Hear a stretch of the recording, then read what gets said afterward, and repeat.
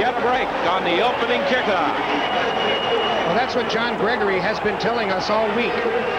We don't want to give any turnovers. That will swing the momentum. Here Jimmy Yock is taking the football, not used to carrying the ball on returns, and he gets that ball popped loose. And look at the good field position Winnipeg starts with. Andrew Martin was there to recover the ball. Matt Dunnigan, the starting quarterback. He missed 5 games before returning in the final game of the regular season. The pass to Richardson, he had to one-hand it.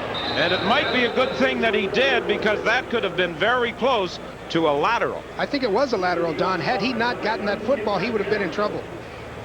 This is the way the Winnipeg Blue Bombers line up for the second consecutive week. An identical lineup for the Blue Bombers. Coach Urban Bowman was saying that's the first time this has happened all season.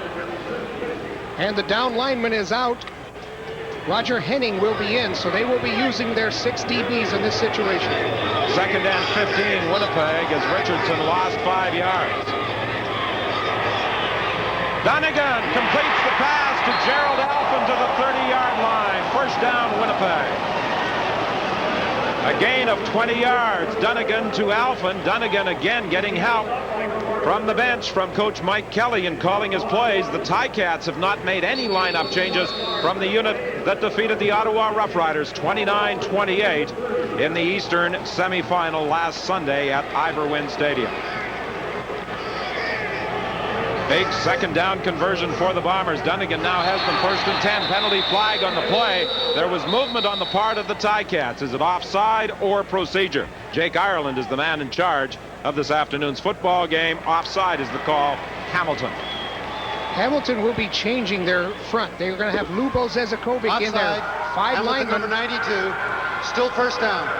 And then they will try to get Roger Henning and Terry Wright. Both linebackers are under 200 pounds, Henning and Wright.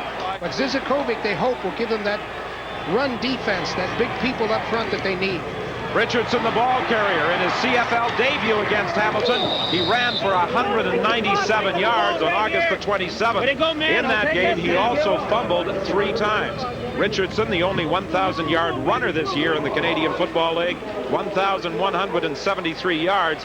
And that was achieved in just 11 games. And he was a force for the offensive unit. They certainly had a turnaround in about mid-season. They looked like they were struggling. The Blue Bombers came on strong with Richardson as the guy carrying the mail. 1st and 10, the ball at the 20-yard line. Dunnigan gives to Richardson. Richardson finds a hole, and he'll get about 6 or 7. Maybe even more, as he's not stopped until he gets to the 12. And just to give you an idea of Richardson's power as well as his speed, he gets hit here by David Bailey, Terry Wright, and he drives them backwards. So this guy carries a pretty good load when he hits. One thing Richardson is very aware of is his propensity early in the year to drop the football. He's been concentrating more in latter games and hanging on to the ball, and he is now trying to get a 1st down. It should be close. On 2nd and 2, it appeared he penetrated the 10-yard line. Lubo Zizakovic made the tackle.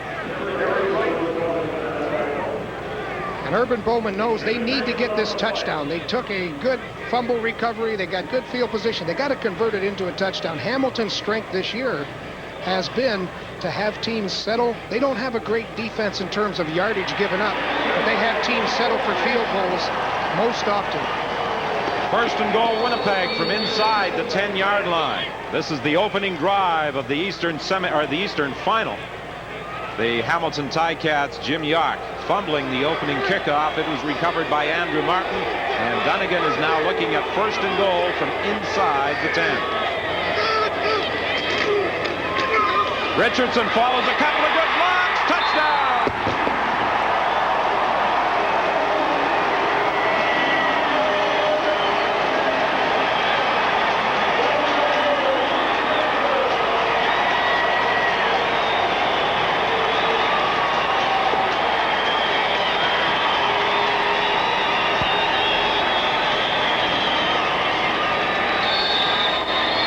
Well, this is a counter play, and watch Warren Hudson lead for Richardson.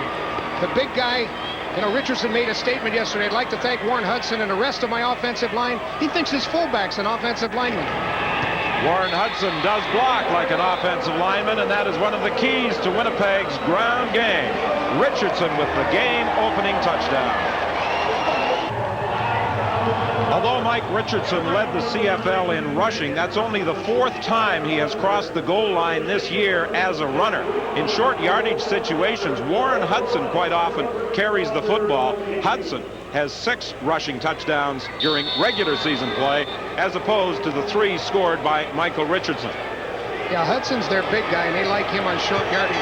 But that's got to help Matt Dunnigan having that running game going early in this game. Nick Mazzoli on the kickoff return for Hamilton.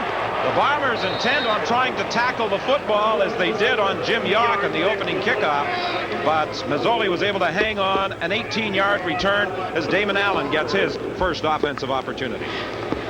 Well, Damon Allen has got a lot of weapons, and his strategy last week in throwing the football weak on man-to-man coverage, I'm sure he'll start out the game forcing the Bombers to make some sort of an adjustment on that weak side passing attack. Damon Allen has had success this year against Winnipeg, both as a passer and as a runner. Allen is going to throw deep for Mazzoli, incomplete. He was being covered by Don Smith. It will be 2nd and 10 at Hamilton. Damon Allen has the same group of receivers and runners to work with as he had in the Eastern semifinal win over Ottawa. And the offensive line also remains the same. It will be a big job once again for Jovanovich and Douglas, 2 of the new people along that offensive line. Winnipeg has a defense somewhat similar to that of Ottawa. Bobby Evans intercepts. A second turnover, and Winnipeg has it 1st and 10 at the 47. And Lonzell Hill had the ball tipped off of his hands. Bobby Evans right there in man-to-man coverage. He just came over and made a nice reception, but that was an easy interception. There's Lonzell Hill, tried to one-hand it. Watch Bobby Evans. Good reaction. Winnipeg is in great field position once again, and you know Matt Dunnigan, he's such a fired-up guy. This has got to settle him down a little bit. 1st and 10, Dunnigan going for Alphen. He can't hang on. It will be 2nd and 10, Winnipeg. Dunnigan throws a different ball than Danny McManus. Dunnigan throws a harder football. McManus throws a more catchable football. You see Matt looking at his formation chart. He throws a ball that's sometimes hard to catch, particularly in cold weather, because he puts so much zip on it. Now Hamilton's going back to Henning in the lineup for Zizakovic, so they're just going down in distance. 2nd and 10, Winnipeg. 9:53 remaining in the opening quarter. Dunnigan's pass over the middle intended for Richardson was deflected at the line of scrimmage, and Winnipeg will send out the punting unit. Well, they changed up on Matt Dunnigan that time. They actually had David Bailey.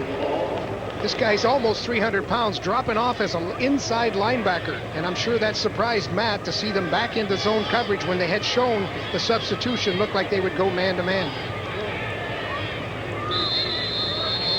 Bob Cameron, who has had some problems this year with the punting game, not so much in his kicking, but the fact that he's been getting pressure. This one he gets away cleanly, fielded by Walker at the 10-yard line, and Walker is down at the 14. 9:32 is the time remaining in the opening quarter. Well, you can't overplay the importance of footwear in a football game on the prairies in November, but let me try. Rob Crefo is changing his now to the baseball cleat for better traction. Here's the choice players have. Normal shoe like this, which most players are not wearing because the field is fast. Most players are going for shoes with longer cleats like this. If it completely ices over, they'll go to the broomball shoe. But Don, how about this? High fashion in these boots here, but no one said fashion would be easy in the wintertime. Industrial strength is what's required on occasion, Scott, no doubt about it. James West from his middle linebacking position coming in to make the tackle, and Orville Lee was driven back after picking up about 3 yards, maybe even 4. And that guy knows how to talk to the offensive line. Look, he's telling him, don't come in here. If you come in here, I'll make the tackle. You know what? He backs it up most of the time. Well, as they say, you have to be able to walk the talk, and most often James West can do that.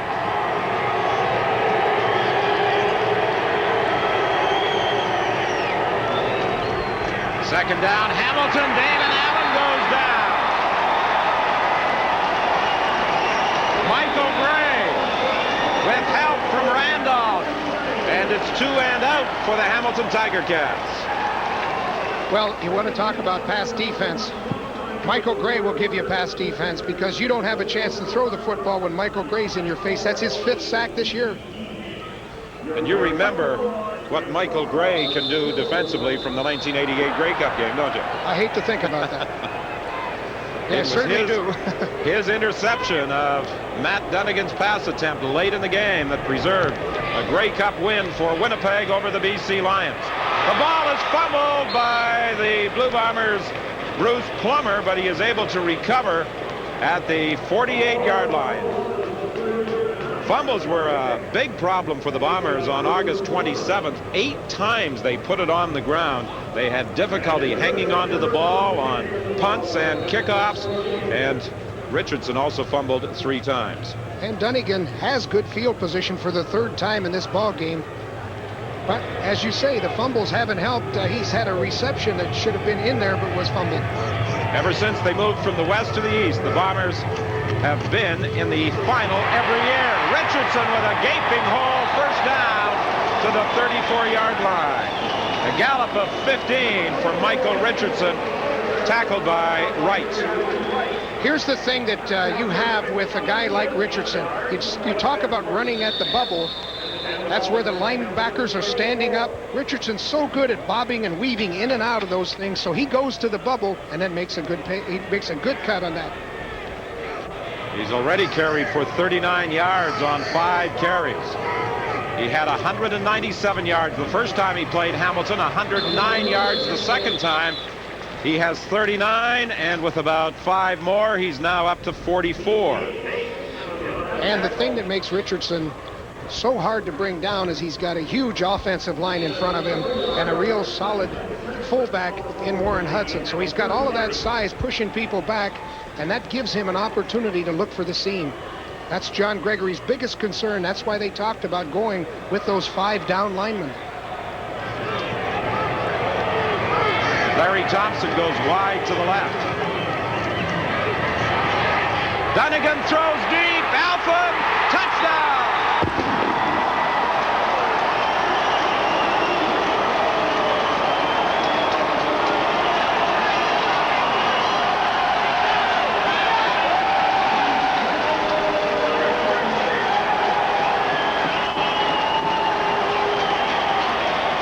Gerald Alphen saw the man-to-man coverage, and he knew exactly what he wanted to do. Break for the post corner route. Matt Dunnigan gave that ball enough air to let Alphen make his break outside of the man-to-man coverage, and Gerald Alphen has been some kind of story this year.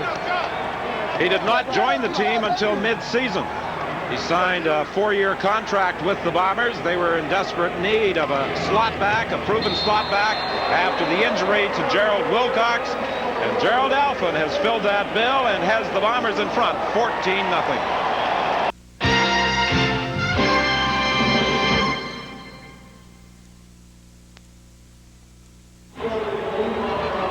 This morning on a radio interview, I heard Cal Murphy being asked if he would be more relaxed sitting in the press box watching this game than if he was on the sidelines. And he said, "Are you kidding?"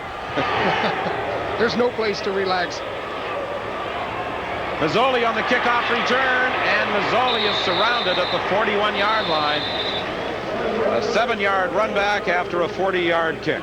Gerald Alphen, who played in the CFL with the Ottawa Rough Riders prior to heading south to the NFL, he joined the Bombers at mid-season. This 30-yard touchdown puts Winnipeg ahead, 14-0.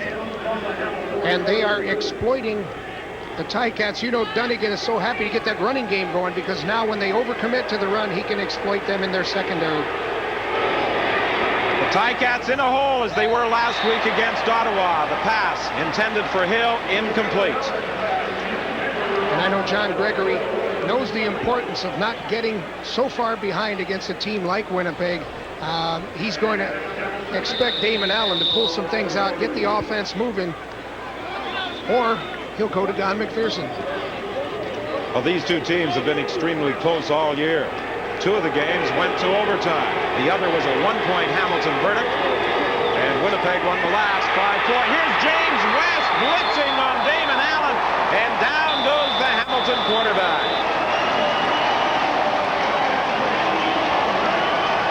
Well, James West, you always have to know where number 58 is, and he came and lined up to the outside. He actually telegraphed it. He showed it well ahead of time. Damon Allen wasn't aware of it. Those two linemen pinched down to the inside, and here comes West. Wild West did the job again.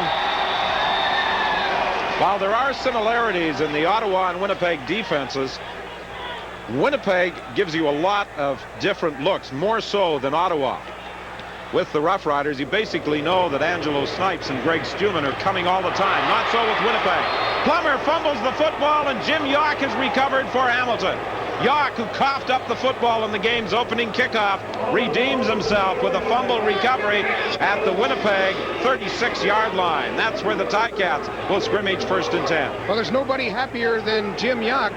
Maybe John Gregory, but this is Jimmy Yock coming down the field, and he sees the ball come loose. It looks like Plummer's concerned with who's on top of him, trying to get a no-yards penalty. He better concentrate on the ball. That's twice Plummer has had problems handling a 3rd down punt.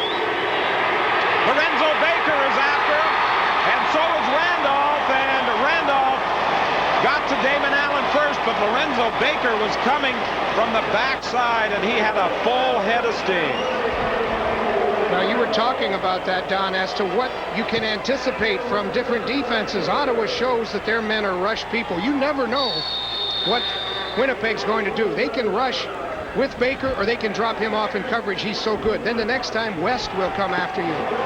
So this is a force. This guy Baker has had a great year, and the veterans like James West, Greg Battle, have certainly been a help to him. 2nd and 19, Hamilton from the 47. Here comes West. Damon Allen got away. Damon Allen dives, but will be short of the 1st down. West had the initial shot at Allen, and he has been running for his life every time he has dropped back to pass. Interesting thing about it is that Winnipeg is rushing the passer on 1st down. They're not even concerned with the running game. So Damon Allen has had a lot of pressure early in the ball game, even on 1st down. You would expect it, on a passing down, but he's gotten it every time he drops back to pass. Damon Allen was the number 4 rusher in the final CFL statistics this year, behind Richardson, John Volpe, and Reggie Barnes of Ottawa. Paul Osbaldiston with a field goal attempt. It is good. 4:17, the time remaining in the 1st quarter. Scott? Well, Don, these teams may not have been evenly matched early in this game, but they certainly were during the season. Every game they played came down to a field goal. Troy Westwood from 39 yards out in July to give the Bombers an overtime win. Then a month later, Paul Osbaldiston with a routine 33-yard kick, and Hamilton won that game by 1. The next week, Osbaldiston had a chip shot to give Hamilton an overtime win here in Winnipeg, the only time the visitors won here all season long. And in mid-October here, Westwood, a factor again as the Bombers won at home. Only 9 points separated the Bombers and Ticats in the 4 regular season games. It's early in this game, and I think if there's one team that can give the Bombers a run for their money at Winnipeg Stadium, it's probably the Ticats, Don. Well, they were the only team, as you said, Scott, to defeat the Bombers at home in 9 outings this year. Paul Osbaldiston's 39-yard field goal has cut the Winnipeg lead to 11 points. Osbaldiston was telling me as he was warming up that field conditions are pretty good. He wasn't too concerned about the plant foot. That's the key for a field goal kicker, as Dave Ridgway will attest, slipping last week at Commonwealth Stadium on what could have been a game-winning field goal for Saskatchewan. Dunnigan flips it out to Richardson. He's hit immediately by Terry Wright. And that's why Terry Wright is playing that strong side linebacker position. He's really a defensive back. He's not even 200 pounds, but he came up and made the solid tackle. The key to this game is Winnipeg has got to have a good 1st down, because if they get into 2nd and long, then Hamilton will use their substitutions to get all their pass coverage people in the ballgame. Scott Walker is back for Bob Cameron's third down punt. Urban Bowman was saying that Walker is a legitimate return guy. He said there are punt returners in the CFL, but Walker is one of the legitimate return people. John Gregory, and in a class all by himself is the Gizmo. John Gregory thinks he'll be another Gizmo. Penalty flags on the play as Walker is stopped at the 45-yard line. A 27-yard kick and a 3-yard run back.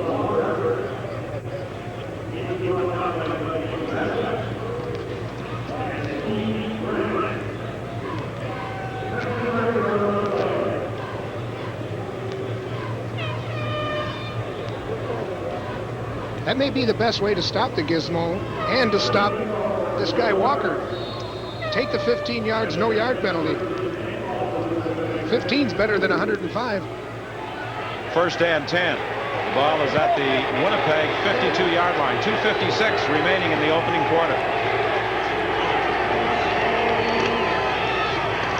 Orvalie is dropped by Paul Randolph. Randolph may have had his best game as a Bomber in the final regular season game against the Ottawa Roughriders, won by Winnipeg 18-6. He had a couple of quarterback sacks, he had a pass interception, and was credited with half a dozen tackles. Yeah, he's one of those forces that comes from the outside like a vice, and when you get Lorenzo Baker on the other side, those two linebackers pinching, there's not much room for the run or the pass. Damon Allen looking deep for Hill. And Damon Allen was throwing into double coverage as the safety Thomas had come over to help Don Smith. And it will be 3rd and 11 Hamilton. Yeah, Andrew Thomas knew that was a passing down, so he just tried to lay back, play center field, and read Damon Allen's eyes. And this is not good for the Ticats to have to punt after being crossed midfield. They've got to take advantage of that good field position when they get it. Paul Osbaldiston stands at his own 44-yard line.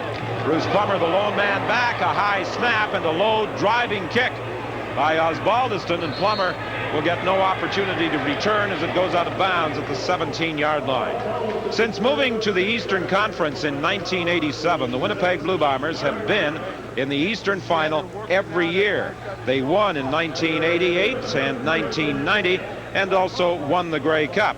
Winnipeg has had a tremendous run as far as conference finals are concerned. From 1980 through this year, they have appeared in 11 divisional finals. And Urban Bowman will tell you it's because of their strong running game every year and a solid defense. In 81, they lost the semifinal to BC. In 86, they were also semifinal losers to the BC Lions. Richardson tried to go outside. The initial contact was made by Terry Wright. And those big guys up front, they've got two 300-pounders, and Brett Williams, the pro wrestler, is about 275. They're stunting every time, trying to confuse the blockers so that Richardson won't find that seam and break it outside. If they can do that, they can stop Richardson. What a season Brett the Toaster Williams has had after finding himself unemployed, being released by the Edmonton Eskimos. He joined the Ticats as a free agent and has been a key member of their defense. Pass was intended for Alphen. It was knocked away, and Winnipeg will be forced to send out the punting unit with 59 seconds remaining in the opening quarter. And the Toaster, you see him coming up the middle. There's only 3 men rushing, so that means the nose tackle is going to get triple teamed. Only 3 people on that rush, 9 back defending against the pass. And hey, so far it's worked. And one of the keys for Dunnigan in reading the Hamilton defense is to figure out where the Toaster is going to be. And go the other way. Scott Walker waits at midfield. Teams have had some success this year in blocking Bob Cameron's punts.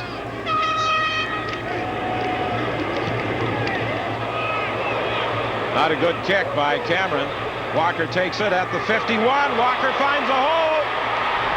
And Bob Cameron makes the tackle with help from Andrew Martin. A 32-yard kick and a 22-yard return by Scott Walker. Scott? Well, Don, you know, kickers are a different breed. Doesn't take much to upset their karma, so today we'll get an idea of just how steady Troy Westwood is. Looks normal enough here with the hood on, doesn't he? But yikes, watch this. This is what happened after the team's first place celebration of 2 weeks ago got out of hand. They took up a collection in the locker room, got $200 as an incentive for Troy to cut his hair. Mike Kelly, the bald offensive coordinator, cut it on the spot, and Troy didn't leave his bedroom until today. Lee is tackled right at the line of scrimmage by Stan Nicholas. I asked Troy Westwood yesterday, I said, what do you call that haircut style? He said, stupid. Well, he said he'd pay $1,000 if he had all his hair back. He said the $200 he received from his teammates for getting his hair cut went for flowers and dinner for his girlfriend because she was really upset.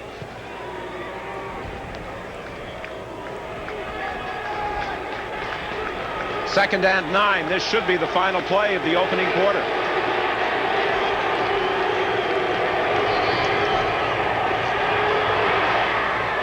Into the end zone for Evrare. He's got it. Ken Evrare makes the touchdown catch. And the Hamilton Ticats are right back in the ball game. What an important play. Second and long yardage. Ken Evrare double covered. Damon Allen had the time. He had good protection on that play. The motion showed. Damon Allen used motion to see that it was man-to-man coverage with the free safety. Wow, what a catch.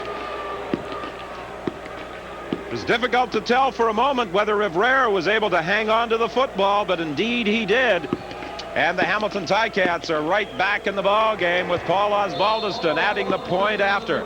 The initial first down of the game for the Ticats on the final play of the opening quarter. A 28-yard touchdown toss to Ken Evrare, and it's a 4-point ball game as we prepare for the second quarter.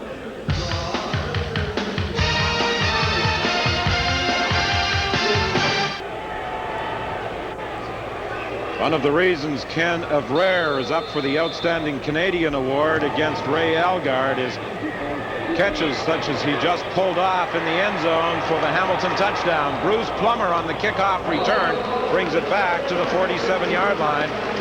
A 17-yard run back.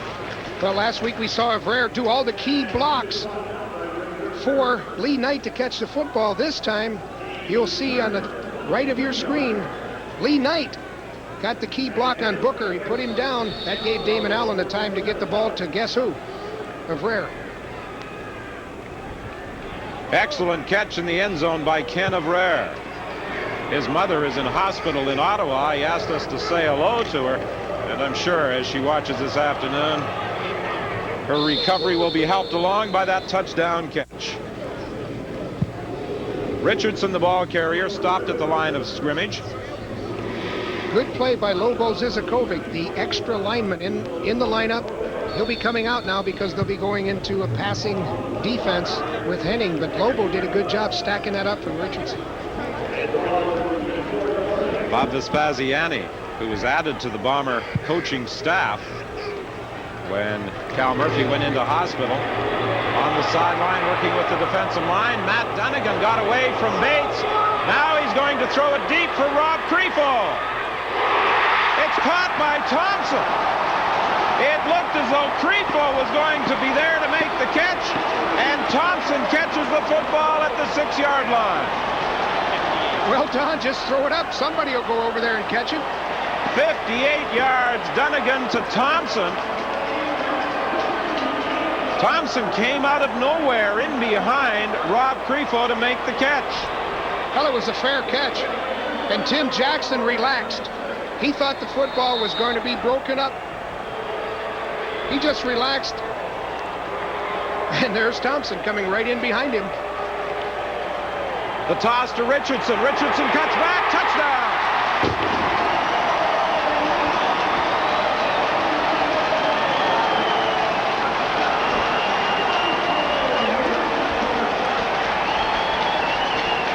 So while the Ticats score a touchdown on the final play of the opening quarter, the Bombers strike back quickly in the second. A minute and 17 seconds into the second quarter, Richardson takes it into the end zone for his second touchdown of the day. You talk about right angle cuts. That really spreads the defense, and when he finds a seam, he's up.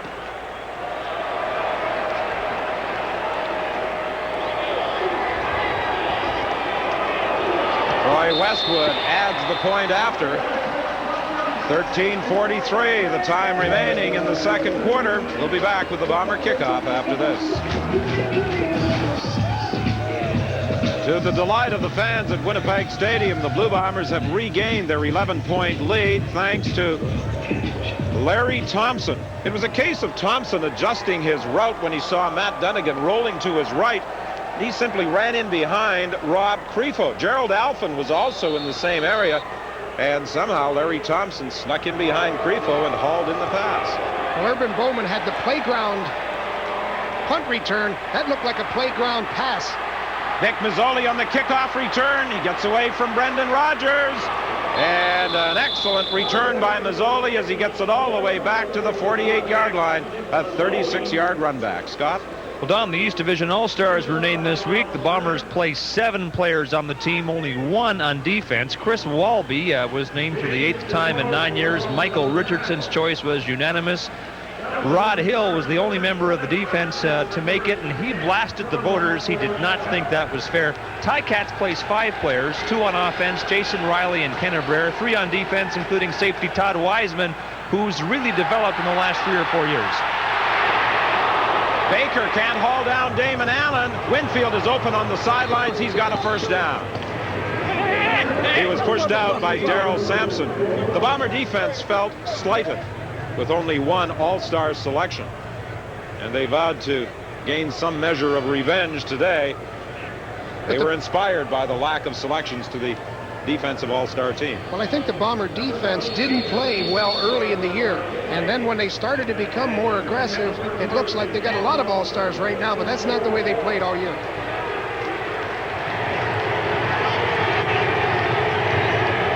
.59 remaining in the half. 1st and 10 from the 44-yard line. Greg Battle can't haul down Damon Allen. Allen gets to the outside, knocked out of bounds by Rod Hill. That will be close to another first down. A gain of 8 yards for Damon Allen. And this is something that Damon Allen provides to the Hamilton offense that Winnipeg will have to try and stop, is that scrambling ability. Well, Damon Allen, with his mobility, can make things happen, usually out of something bad. You know, the last play he was pressured. This play he slipped, and both plays he came out with good gains. 2nd and 2 from the Winnipeg 36-yard line. Lee Knight, the ball carrier for a Hamilton first down to the 31-yard line. In the box in the visitors' side at Winnipeg Stadium, Roger Yachetti, John Michaluk, and Joe Zuger. You'll recall their reaction last week in that come-from-behind effort by the Ticats at Ivor Wynne Stadium. Well, they know their team can do it, so that's what they're hoping for, to get down here, get a score. You're very much back in the ball game, and if you don't have the turnovers, hey, it's anybody's game. I think Zuger and Yachetti are keeping their distance from John Michaluk, who was pounding everybody every time the Ticats did something that worked. Winfield takes it out of bounds. This will be a gain of about 6 more. Rod Hill forces Winfield out. Good patience by the Ticats. The Ticats know they got to get down and score. This is excellent patience. Damon Allen is just reading the defense, willing to come underneath the coverage. Knows he's in good field position, and that mobility of Damon Allen is what got them back into the scoring position. Winfield was rather quiet through the first half of last week's semifinal game against Ottawa, but boy, he exploded in the second half. Winfield in the end zone. Pass is overthrown. Rod Hill was back defending for Winnipeg. And that was the play we had seen, that Lee Knight play going back to the outside. They get their running back down the sidelines. Damon Allen content to go for Winfield on that play with only 4 yards for a first down. I thought he'd dump it off to Lee Knight. Lee Knight was open for the first down. Osbaldiston, who has already hit from 39 yards, will attempt a 32-yard field goal.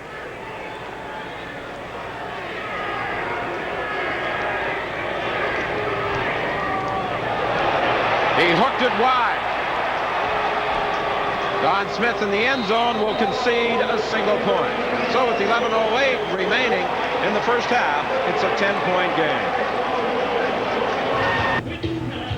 Wherever you're looking in this afternoon on the CBC television network, we hope you're enjoying the action from Winnipeg Stadium and that you will be with us for the second half of our final Sunday doubleheader. Immediately following this game, we'll go to McMahon Stadium in Calgary as the Stampeders entertain the Edmonton Eskimos in the Western Final. The Winnipeg Blue Bombers 21-11. They lead with 11 minutes remaining. In the second quarter, sideline pass to Grifo. Horace Irvin takes him out of bounds.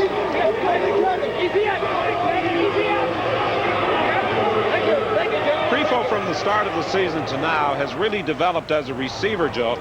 One of the things he has learned to do by his own admission is run better patterns. And it helps to be 6'6". He's an imposing target out there.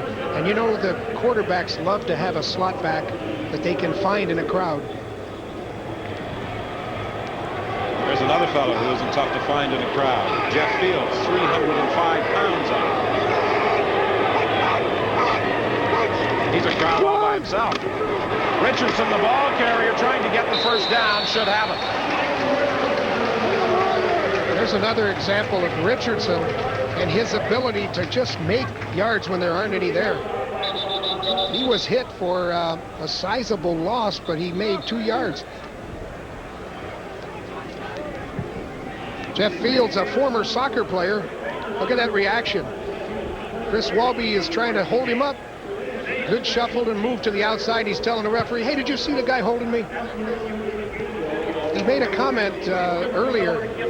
If they were to look up holding in a dictionary, they'd find a picture of Chris Walby and Miles Garrell. Now, you're not suggesting that the two offensive tackles of the Bombers might be guilty of occasionally holding somebody. I'm not suggesting it. I'm not big enough, but Jeff Fields is. Rob Grifo is the injured player. It appears as though he may have been poked in the eye.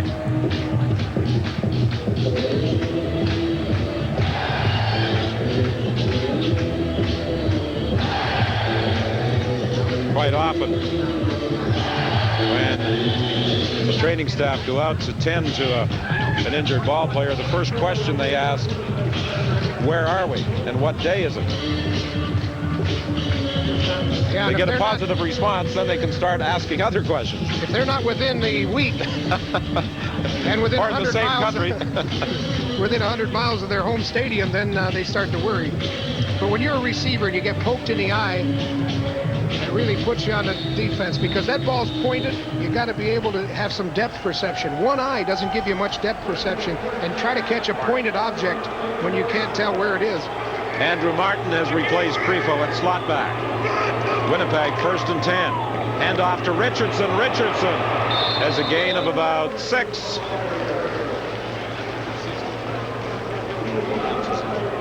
The toaster was in on the stop.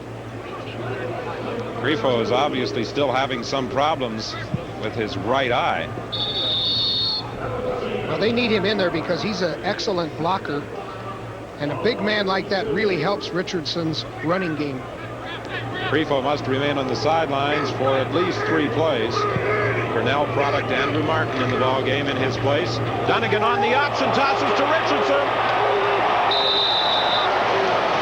First down, Winnipeg. A gain of 10 with Terry Wright making the stop. And that option play, remember, that was a big play against the Toronto Argos when Winnipeg won the game in the last seconds of overtime. Richardson loves to carry the ball on the option, but he did take a good hit. He almost lost control of the football as he went down, got the other hand in to cover up. Zizakovic is the injured Hamilton player. Richardson has already picked up 73 rushing yards. Scott? Well, Don, I think everybody was surprised when Bomber head coach and general manager Cal Murphy arrived in town on Friday, and he got here as inconspicuously as possible so as not to detract from the game. But we'll make him conspicuous when he talks to us on Live at the Half about his comeback. We'll also go live to Calgary, where they're expecting real winter today, not pretend winter like we have here. And the Stamps and the Eskimos are all set for the West Division Final. We'll preview that game on Live at the Half. It was a very emotional moment for Cal Murphy at the CFL Awards dinner on Friday night when he received a standing ovation from about 400 people. And as he went to the press box today, he got another standing ovation from the crowd at Winnipeg Stadium. 9:15 the time remaining in the first half. Zizakovic is the injured Hamilton player. He's number 98. Takes a hit from Miles Gural. He had relaxed as he was coming over in pursuit of Richardson. That's what Winnipeg they call it. leads 21-11. We'll be back right after this.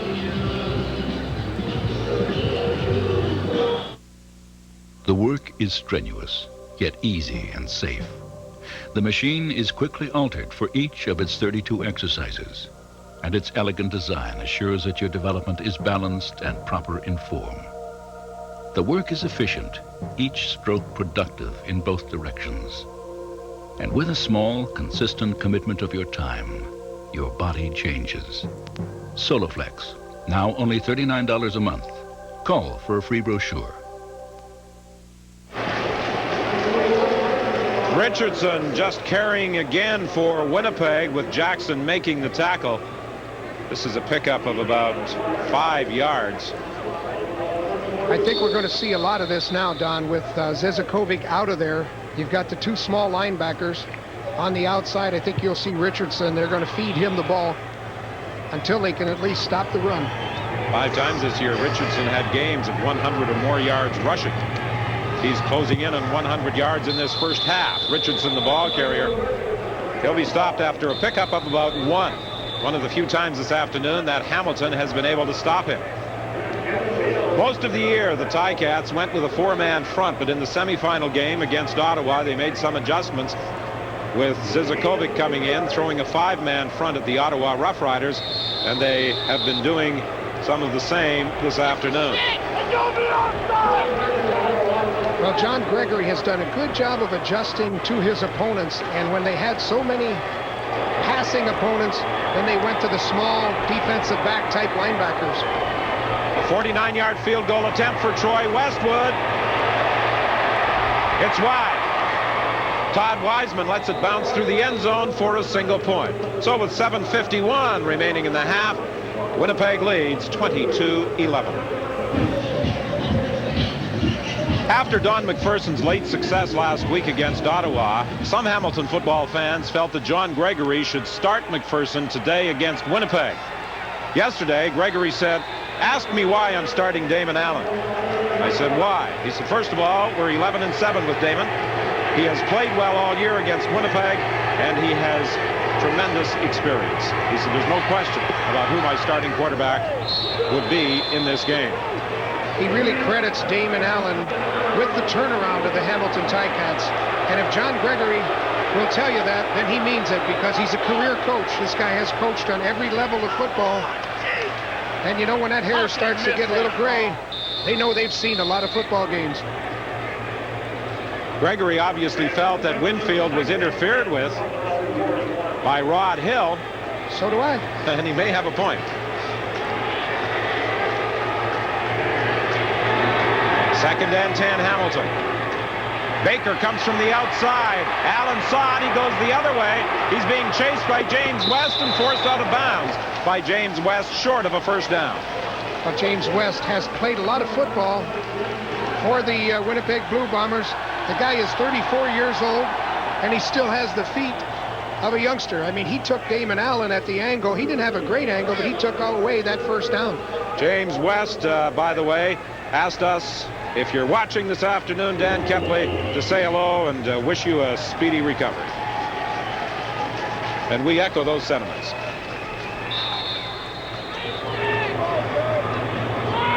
Plummer is back for the third down punt by Paul Osbaldiston.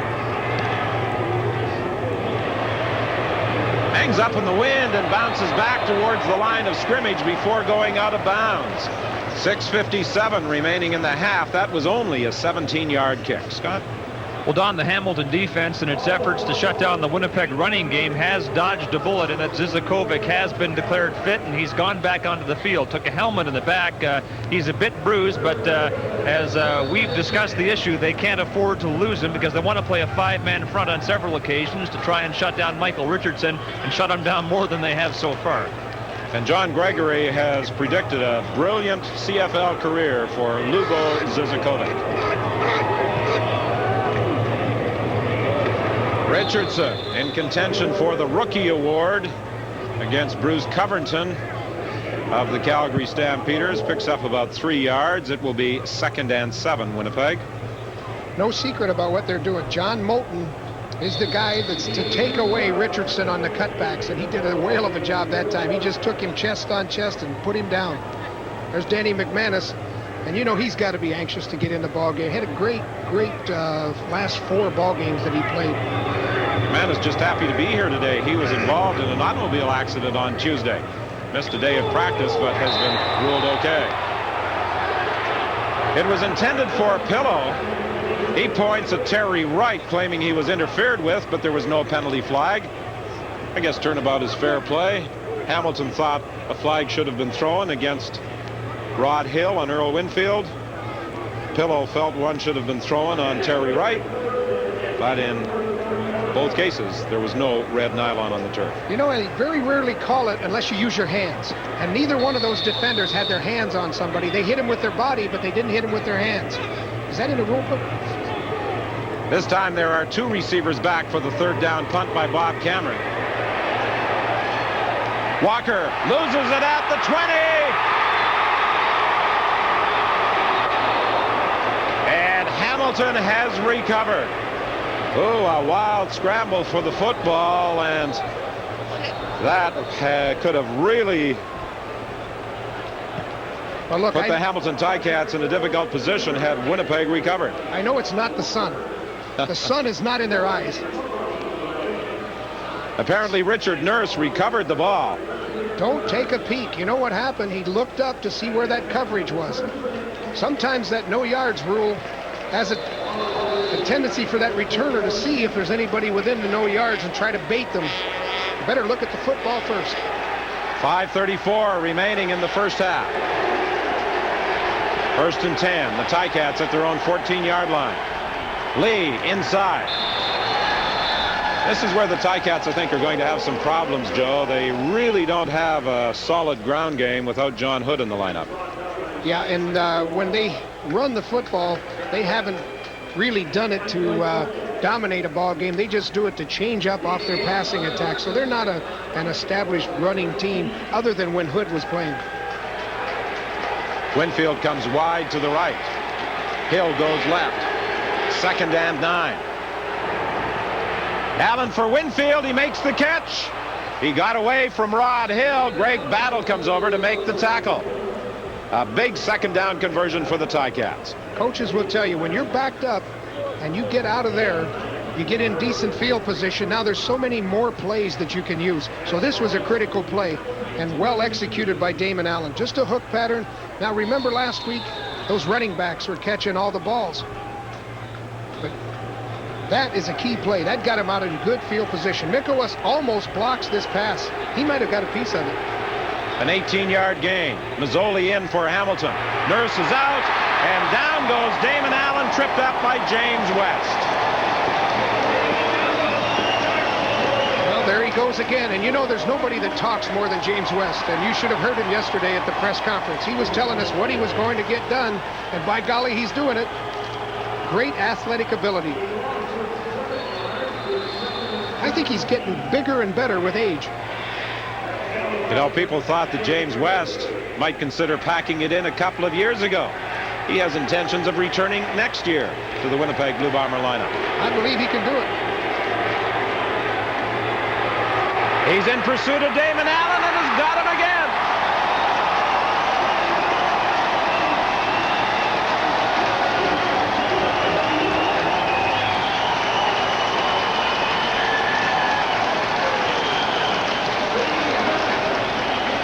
Good job by West. He's just persistent in his pass rush, and then he uses his athletic ability to catch Damon Allen. And you got to wonder why Allen isn't getting outside quicker. He's got to be able to get that corner, or he'll get caught from the backside by James West and a guy named Baker. 3:24 remaining in the half. Penalty flag in the play. Plummer is back for this third down punt. This time he fields it cleanly. John Zidell was there to make contact with him at the Hamilton 52-yard line, an 8-yard run back after a 35-yard kick. It might be offside Winnipeg. Yeah, they moved.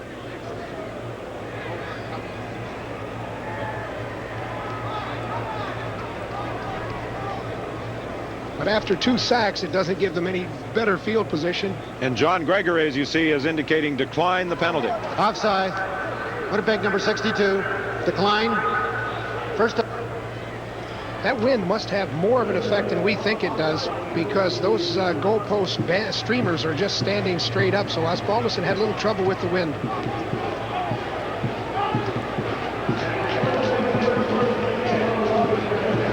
First and 10, Winnipeg. The ball is at the 52 of the Hamilton Ticats. Winnipeg leads 22-11. 3:07 the time remaining with the clock running in the first half.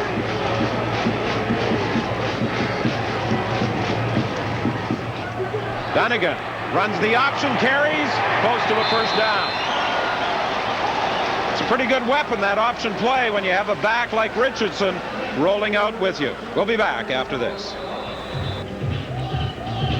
On the last play, Matt Dunnigan was stopped just inches short of a first down. The first time this afternoon that anyone other than Richardson has carried the football for Winnipeg. Joe, might this be a good time to go for the bundle? Well, second down. Second and inches. No, Dunnigan's going to keep, and he'll get the first down inside the 40-yard line. Well, we forgot to have the commando quarterback in there. He'd like to do it single-handedly. He loves to carry the football. And with all of the injuries he's had this year, it was interesting to see him come out on the option play and say, hey, I'll take the ball.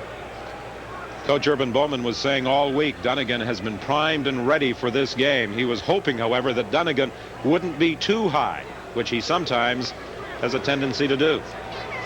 I think if there's ever a criticism of Matt Dunnigan, it's that he's too intense. And off to Richardson, and Richardson will get 5. He continues driving, and he'll get more than 5. Very close to a first down. And he got a little help in there. I think a few of those offensive linemen came in and gave him a shove forward.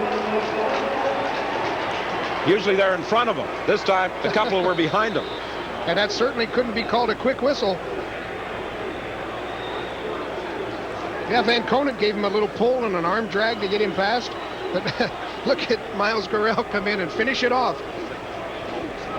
John Moten was attempting to strip the ball from Richardson in making the tackle. Richardson today has already run for 90 yards. Hamilton's ground game has accounted for just 38 yards. And if John Moten is out of this ball game for any length of time, this could really be a blow for the Hamilton Ticats.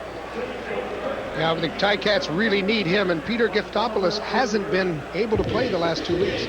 Immediately following this game, we will, of course, be switching to the Western final at McMahon Stadium in Calgary. Just a few minutes ago, Doug Flutie arrived at the park, and Doug Flutie would like to have a dual purpose for his trip to Toronto next week. He's going there as a contender for the Outstanding Player Award, but he would also like to make the trip to Toronto as the quarterback of the Western champion Calgary Stampeders. That may be the slowest you see him move all day. As you talk about mobility at quarterback, he wrote the book. But if the weather does come up bad at McMahon Stadium, it could be a problem for Flutie. Flutie didn't have a very good game here in Winnipeg Stadium when they had a gusting wind. And some people criticize him for his lack of physical stature. He's not a big man, and they say against the wind, he doesn't have the velocity on the football. But he's a winner, and so far, they've only had one windy day, or at least one day windy enough to affect him. I don't think the wind will have much to do with Blake Marshall and Michael Souls in their running attack. That was a 17-16 Winnipeg victory back in the 27th of September. And the wind was really howling that afternoon, and the Stampeders and Flutie had difficulties with it. That was another solid running performance by Michael Richardson. He had 193 yards that day against Calgary. So when you come to bad weather and you've got to back the likes of Richardson, I think you have a slight advantage. There's concern at the bench, and there's concern upstairs as Joe Zuger looks on, and even more so now as John Moten will have to be assisted to the sidelines. 2:19 is the time remaining. Winnipeg leads 22-11. The work is strenuous, yet easy and safe. The machine is quickly altered for each of its 32 exercises, and its elegant design assures that your development is balanced and proper in form. The work is efficient, each stroke productive in both directions. And with a small, consistent commitment of your time, your body changes. Soloflex, now only $39 a month. Call for a free brochure.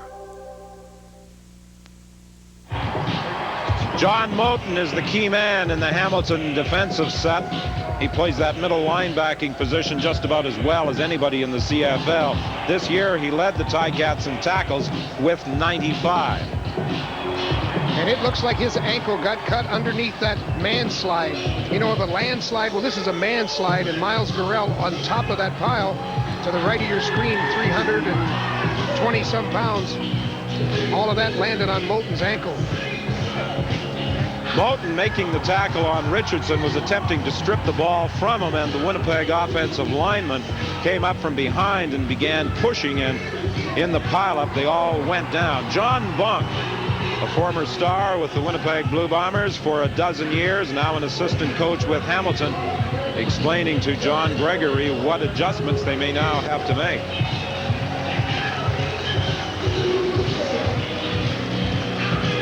And Peter Giftopoulos, the Penn State linebacker, he's in the middle. That's the first time he's seen action now in 2 weeks. 2nd and 1 Winnipeg as John Moten is driven off to the Hamilton dressing room.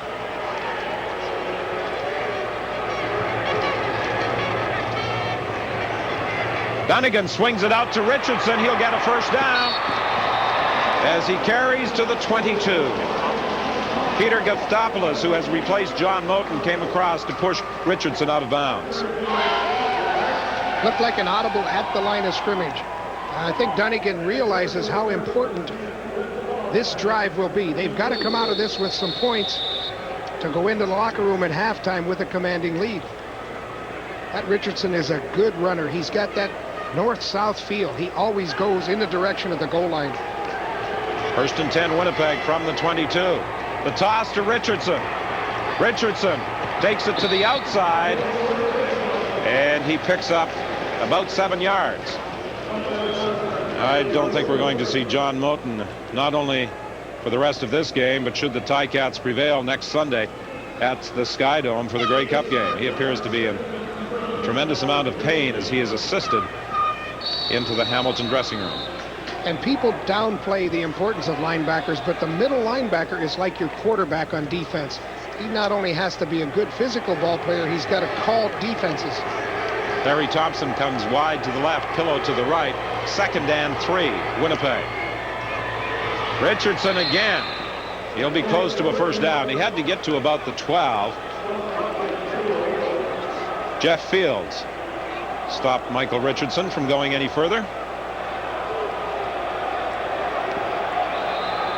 We're going to call for a measurement with 1:58 remaining in the half. Winnipeg leading 22-11.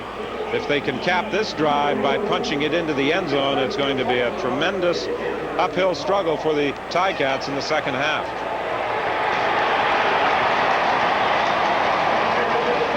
And Richardson now has 100 rushing yards. And we haven't seen a half yet. So that's quite an accomplishment early in this game against a tough defense. But Winnipeg, in checking last week's video of the semifinal win, Hamilton over Ottawa, saw Reggie Barnes run for better than 100 yards, and they felt Richardson was equal to that. He may very well be. Richardson to about the 7-yard line. Stopped by Bates. Terry Wright had him dead on, but Richardson put a good move on him and then cut back to the inside. So they continue to surge down the field.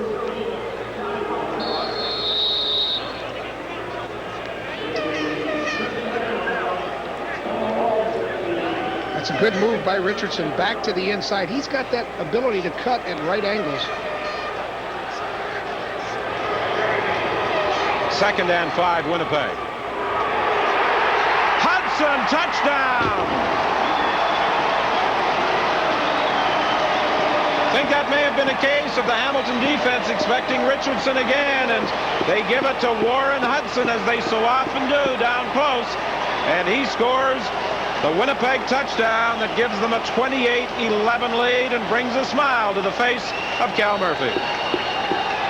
They call that play the triple option, that whole series, because it can either be the fullback carrying the ball, it can be the quarterback carrying the football, or he could pitch it out.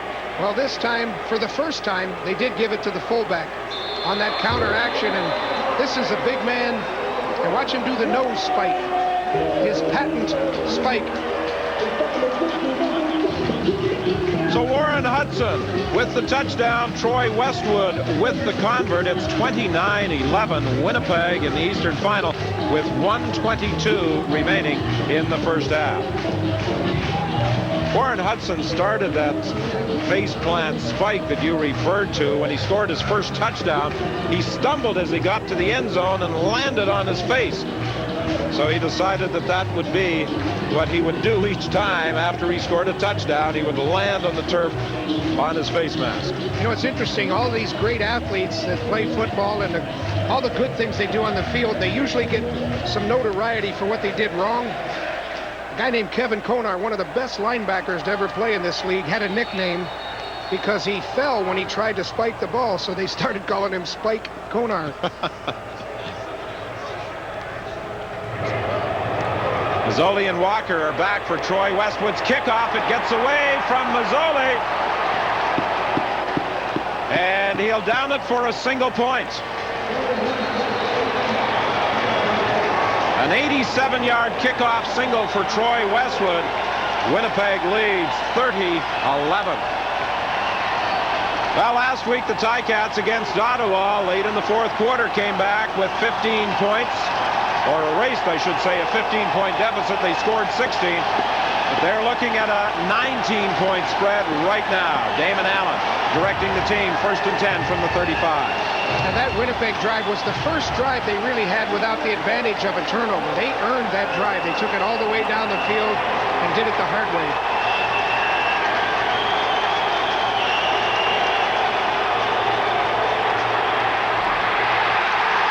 Damon Allen has been in trouble all day. Michael Gray is the man who gets him this time.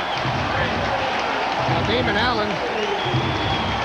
While Osbaldiston has had more pleasant moments in the Canadian Football League than he is enjoying so far today. For example, a 46-yard field goal with 11 seconds remaining and a 29-28 semifinal win for the Ticats over the Winnipeg Blue Bombers. Damon Allen has been sacked 6 times this afternoon by that very angry Winnipeg defense. Down he goes again. Sack number 7. Booker and Randolph and Lorenza Baker will get credit for it. Well, you see two things out there. The deep coverage has been excellent for Winnipeg. And because of that, Damon hasn't really tried to throw the ball in the intermediate zone. And he doesn't have time to get it deep. He's got 2 seconds. He better throw the football or they're going to eat him alive. And you might want to see him sprint out more often, Don. Michael Richardson is a rookie this year with the Bombers. They've got 2 other fine rookies defensively. Lorenza Baker at a linebacking spot and Vaughn Booker at a defensive end position. Osbaldiston's 3rd down punt for Bruce Plummer at the 50. He loses the ball. Hamilton claim they've got it, but it appears to be still loose. Winnipeg recovers.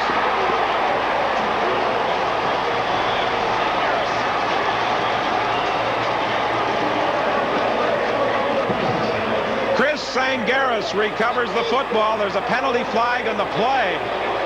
And I think an unsportsmanlike conduct call is going to go against the Ticats. Worst time of all to get a penalty when you've just turned the ball over in bad position. Objectionable conduct. Hamilton bench. First down.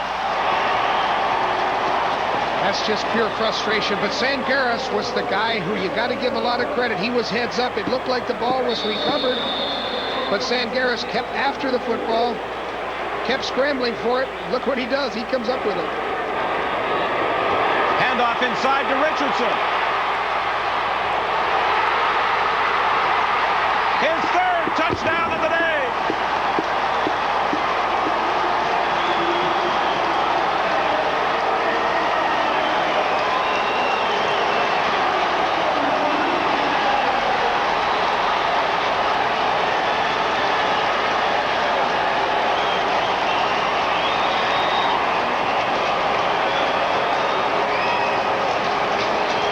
Three yards for Mike Richardson as he fought off a couple of would-be tacklers, got away from Todd Wiseman from Giftopoulos, and he went into the end zone, escorted by Larry Thompson for his third touchdown of the afternoon. Look at that statistic.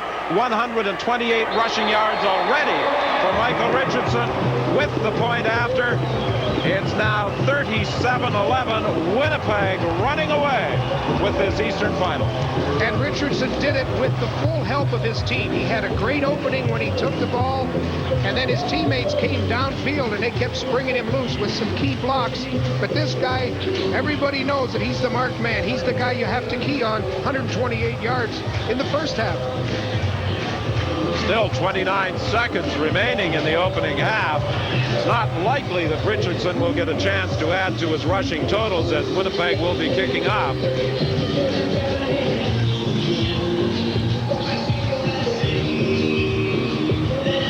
Fans aren't fashion conscious at Winnipeg Stadium this afternoon. They're more concerned with keeping warm. Actually, with a temperature of -1 and the wind not that big a factor, it's a fairly pleasant November football afternoon. And all you have to do is keep moving and you stay warm. Everybody likes to get into that dance. That keeps them warm. And with 37 points on the board, Winnipeg fans have been moving in the stands at the stadium today. Nick Mazzoli on the kickoff return for Hamilton. He's stopped on the first contact by Brendan Rodgers. Andrew Thomas came in to finish the job after a 21-yard run back. Rodgers has been a key man all year for the Bombers on special teams. He's matched his uniform number with special team tackles.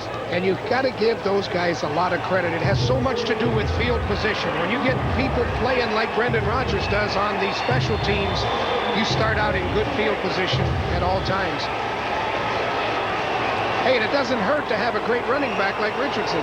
Richardson this afternoon has already equaled his rushing touchdown total through 11 regular season games. He's got 3.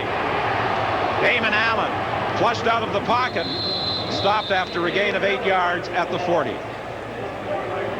Well, we've seen Damon come upfield, but we really haven't seen him get outside. He doesn't seem to be able to get the corner on those tough linebackers of Winnipeg.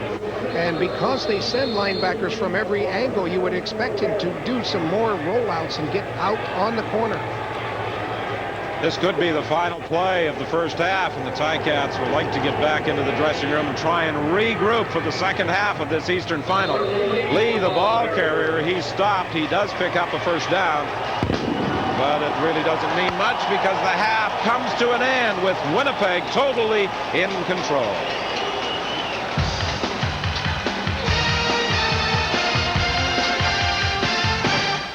Well, Scott, they had problems with Michael Richardson the 2 times Richardson played against Hamilton earlier this year, and they're having tremendous difficulty in trying to stop Richardson. 128 yards running for Richardson in the first half. Well, they're controlling people up front.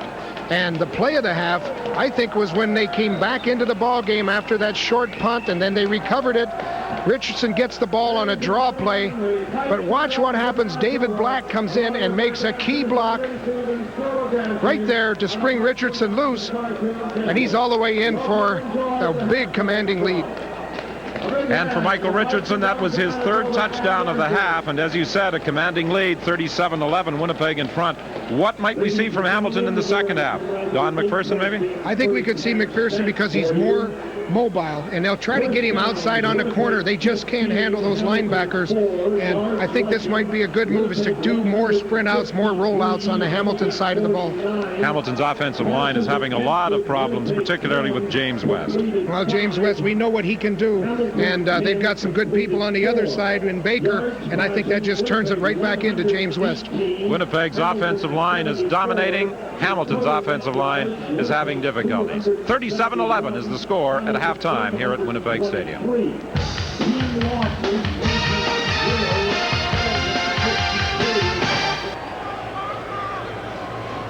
Don McPherson was warming up at the Hamilton bench, but Damon Allen was also keeping his throwing arm loose. McPherson has not yet removed the jacket, so it's quite possible John Gregory will stay with Damon Allen at quarterback. But for the moment, he does not have to make that decision, because the Hamilton Ticats will kick off to Winnipeg to start the third quarter.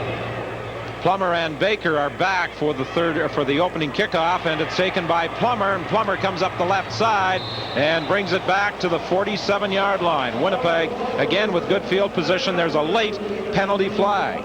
A 48-yard kickoff, a 20-yard return, as you might expect in a 37-11 game. Winnipeg is totally dominating statistically. Well, the running is what's impressive. They have 148 yards rushing. Actually, they've only had 2 long passes that constitutes their whole passing game. Unnecessary roughness tacked on against the Hamilton Ticats on the kickoff return by Plummer. Thank you. And that puts the ball at the Hamilton 48-yard line. 1st and 10, Winnipeg.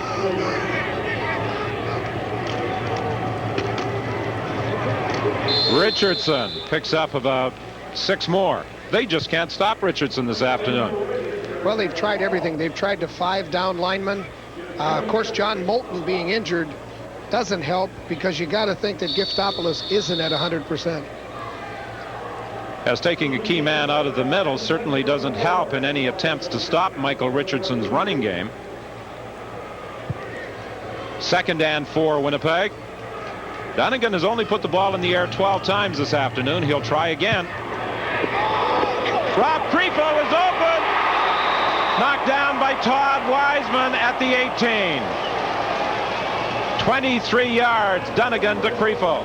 Now, normally you see that post corner, you see the throw being dropped into it.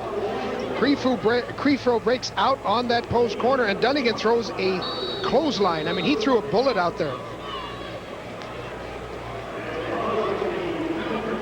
Winnipeg 1st and 10, the ball between the 19 and 18-yard lines. The Bombers leading by 26, threatening early to add to that advantage. Richardson picks up about 3 before being hauled down. Actually, it will be a 2-yard gain. Hennig and Giftopoulos came over to make the tackle. Richardson had 197 yards in his first game against Hamilton back in August. He had a 193-yard game against Calgary. 179 yards against Toronto, 161 yards against BC. Yeah, and he has only played, two-thirds of the season. 11 games to be exact. There was criticism when the Bombers dropped Robert Mims, the leading rusher in the CFL for the previous 2 years, in favor of Richardson. End zone pass. It was intended for Alf and incomplete. Jackson and Wilkerson had both dropped back to cover the Winnipeg slot back. Urban Bowman, 2 weeks ago in the final game of the regular season, made the decision to help Matt Dunnigan with his play selection. He said Dunnigan can audible out of a call, but when he comes to the bench, he better have a pretty valid reason of why he did it. And he's got people in the box. He's got spotters up here. He's got full-time coaches working on those plays. Troy Westwood's field goal puts Winnipeg in front 40-11 with 12:42 remaining in the third quarter.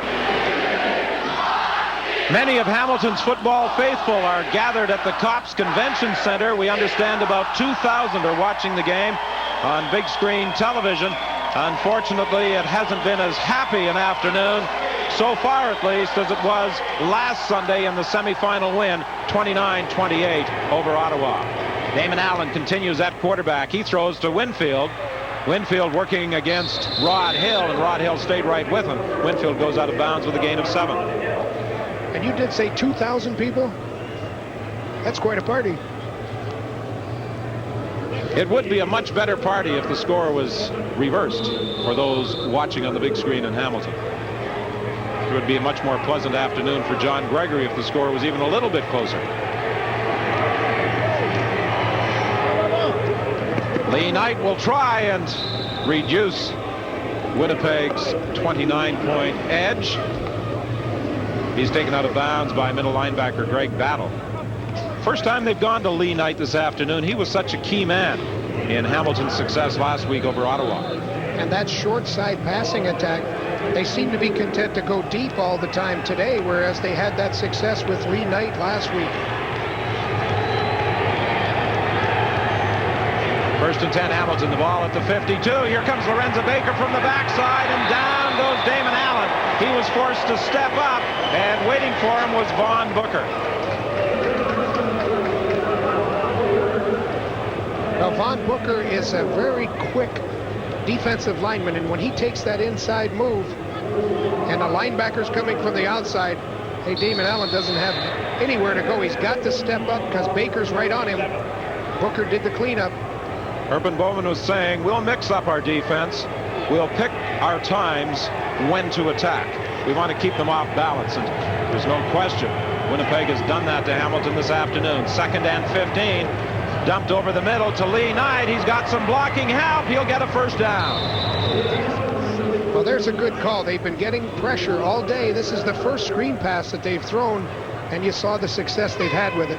But if Urban Bowman said he's going to mix up his times when he puts pressure on them, it doesn't seem like he's mixed it up. It's pressure every play. Well, this game is certainly not like the 4 regular season meetings between the two of which went into overtime. One was decided by a single point, the other by 9 points. Knight, the ball carrier, for a pickup of about 4 yards.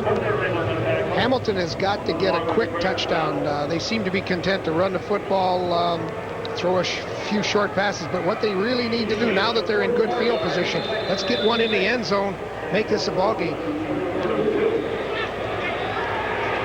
2nd and 6. Lonzel Hill goes wide to the left. Winfield lines up right.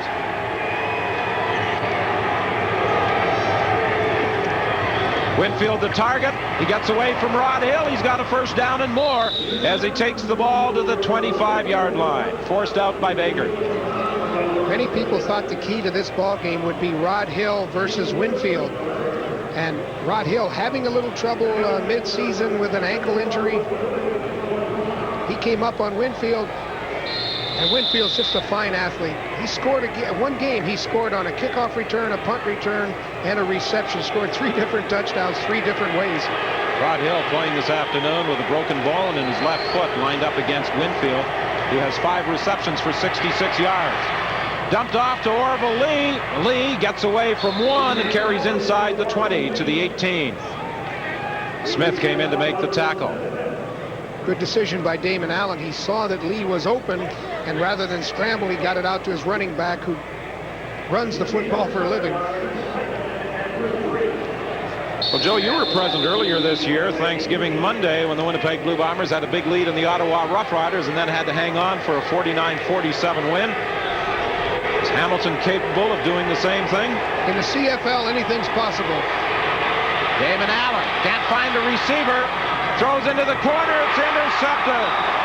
Lorenzo Baker, the linebacker, had dropped off, and he stepped in front of Lee Knight, and that snuffs out the Hamilton drive. And that's something that Winnipeg does differently than Ottawa. The outside linebackers, unlike the Rough Rider linebackers, are capable of dropping off in pass coverage. Well, they're capable of rushing the passer, and then on situations like this where Damon Allen, he's a bird dog. He's showing exactly where he's going to throw the football. Lorenzo Baker just stepped in front of it. He's 25 yards downfield. Not bad for an outside linebacker. Allen had 6 straight completions before throwing the interception into the arms of Baker. 1st and 10 Winnipeg from the 25-yard line. Screen pass to Hudson. He's caught from behind by Jeff Fields. That will limit his gain to just a couple of yards. You get the sense that Winnipeg is reluctant to run Richardson. I guess they know that works, so they're trying some other things now. And Damon Allen is trying to figure out what he might be able to try the next time the Ticats get the football.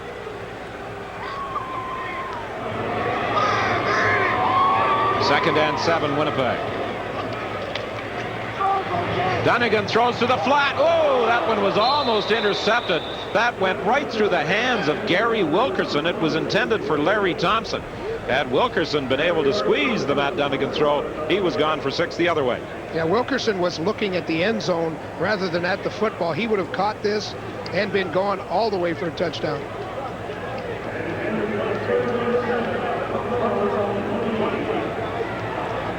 That's when he looks back at and says, I should have had it. Would have, should have, could have.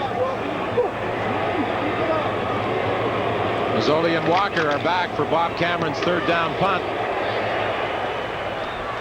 Walker will field it at the 42. Penalty flag in the play. Probably an illegal block against the Hamilton Ticats. Ricky Royal, another penalty flag as the play comes to a conclusion.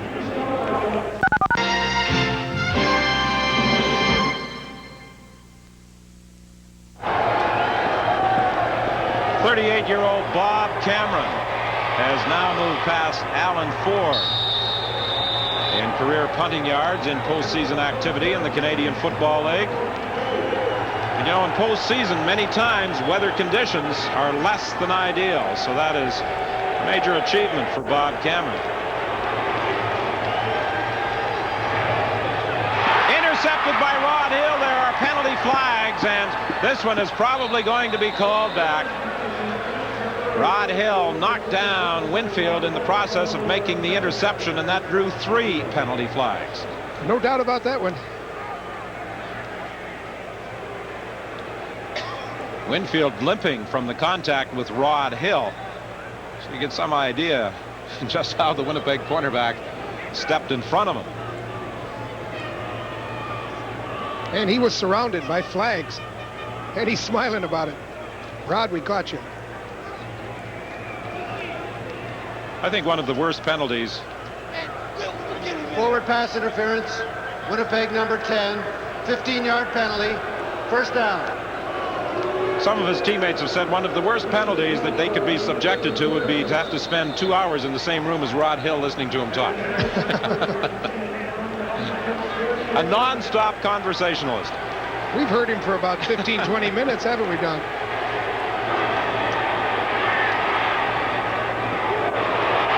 This one is intercepted by Thomas.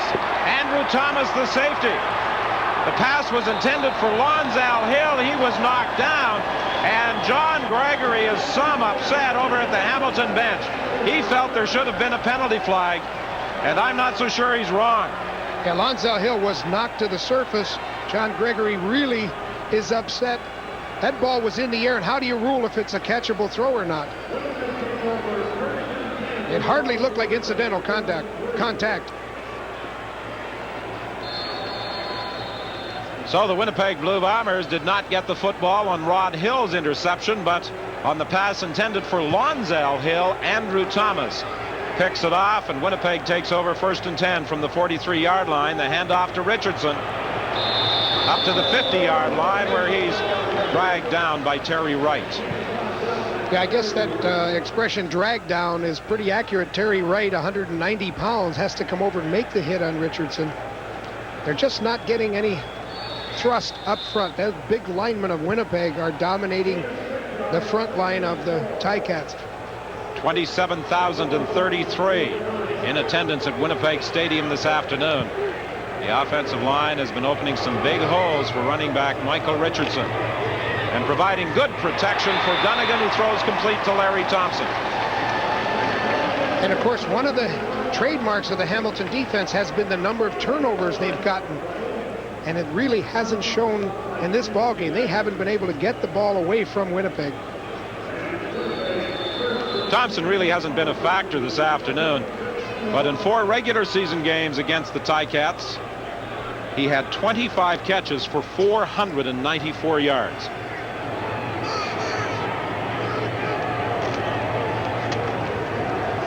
Hudson picks up about 3. Good hit by Peter Giftopoulos. He came in and met Hudson head on, and those are 2 charging bulls meeting each other. Don McPherson and Damon Allen discuss the next series for the Ticats, and it looks as though Damon Allen will remain at the controls. Actually, Damon Allen hasn't really done anything wrong. He just hasn't had a chance to do anything. Hasn't had a chance to do anything right. He's been sacked. A reverse. Thompson gets to the outside. Good block by David Black on Terry Wright, enabling him to turn the corner, and Corus Irvin comes up to make the tackle. Terry Wright is complaining that he was held, but David Black did a smart thing. He just came back around and did a reverse body block on him. He's telling the officials now, hey, this guy was holding me.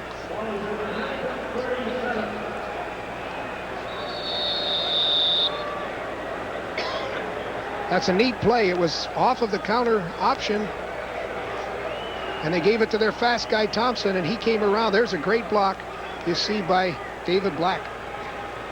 Back to the live action. Dunnigan fakes to Richardson, throws the other way, intended for Thompson, incomplete. 4:31 remaining in the third quarter. Winnipeg 40, Hamilton 11. There's Chris Walby. It must not be very cold out. He's got his sleeves rolled up, or does he do that all the time? It's become something of a playoff tradition for Chris Walby. It doesn't matter what the weather conditions, he's short sleeved. He may be related to Woody Hayes, who used to wear a short sleeve shirt, and all hours, any place, anywhere.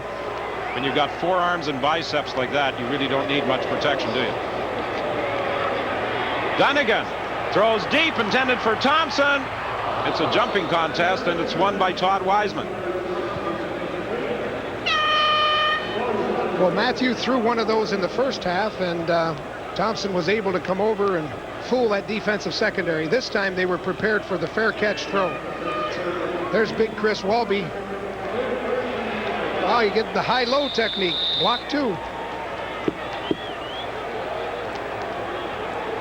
Troy Westwood will be attempting a 44-yard field goal out of the hold of Bob Cameron.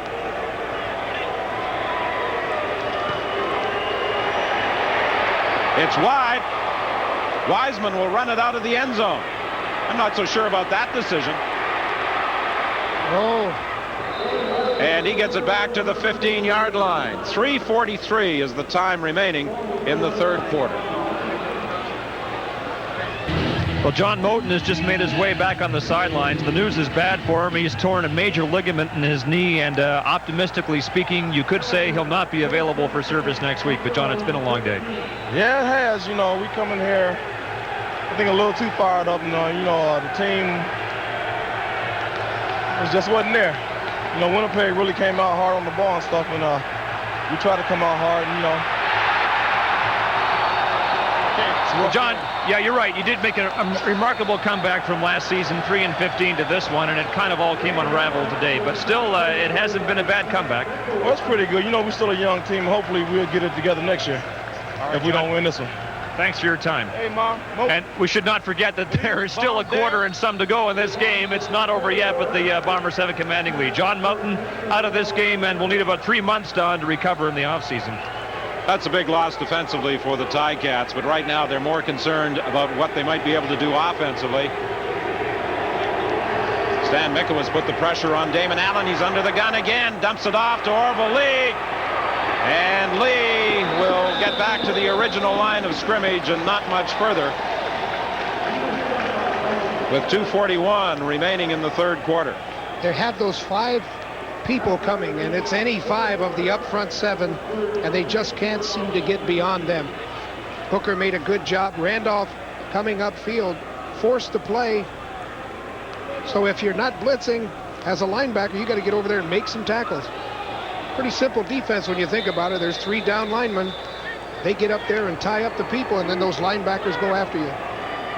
Winnipeg will get the ball again in excellent field position.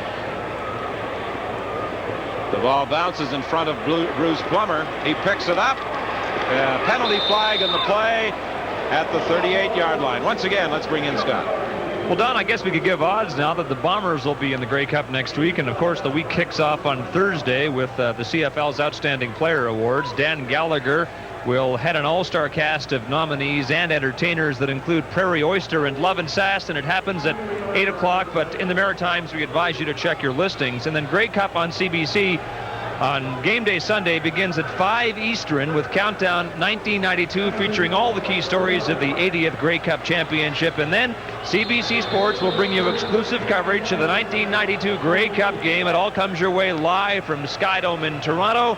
And for all of you planning to be in Toronto for the game, you don't want to miss Fan Bowl at the Metro Toronto Convention Center from Thursday on.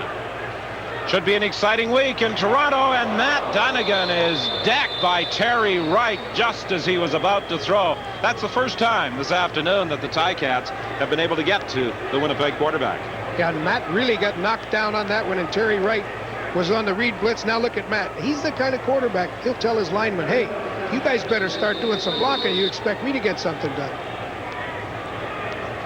He's got that leadership ability that he'll talk to people about not getting the job done.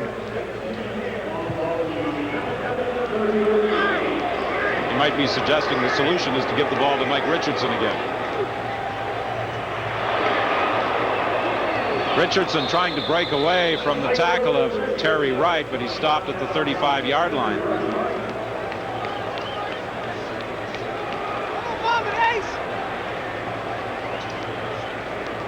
That's as quiet as we've ever seen him. Not for long. Not for long. He was just thinking.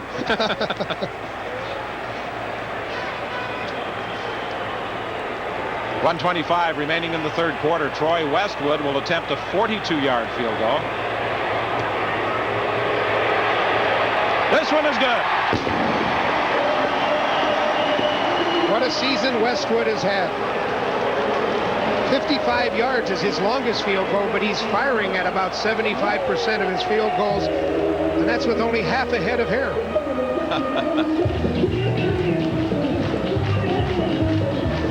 John Gregory talking to Damon Allen with some final instructions. 43-11 the score. 1:16 remaining in the third quarter. Ticats staged a late comeback against Ottawa in the Eastern semifinal, but the deficit they faced last Sunday was only 15 points.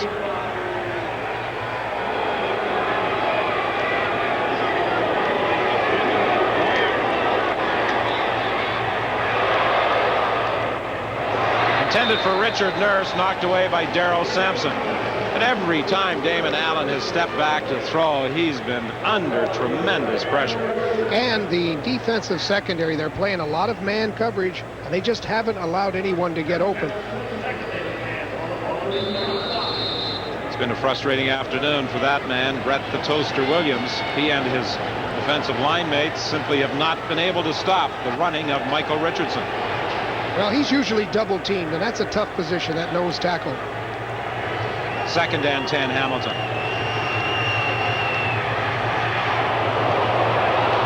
Intended for Winfield, knocked away by Rod Hill. And again, Damon Allen went down as he threw, thanks to Vaughn Booker and Lorenza Baker. And thanks to the pass routes. Damon has got pass routes called that take longer for his receivers to get open than he's got protection, and that's trouble. Rod Hill earlier in this quarter thought he had an interception, but it was negated by an interference call. Again, when Damon Allen attempted to go for Earl Winfield, it was knocked away by Rod Hill. Plummer waits for Paul Osbaldiston's 3rd down punt. He takes it at the 43. And he won't get any further than the 47. Terry Wright was in on the tackle, a 4-yard return. Scott? Well, as we've said before, Don, second half of final Sunday happens at McMahon Stadium in Calgary. We'll go there as soon as this East Division final is over for the West Division Championship game between the Eskimos and the Stampeders. The Eskimo team bus arrived at McMahon a short while ago, and there's the Gizmo, all set and hoping to return another one for a touchdown as he did last week. If he could, it would help the Eskimos' cause in this game. They also have history on their side, as the host team in each of the last 5 West Division Championship games has not won. Richardson takes the little swing pass from Dunnigan and gets another first down on the final play of the third quarter. Winnipeg leads by 32.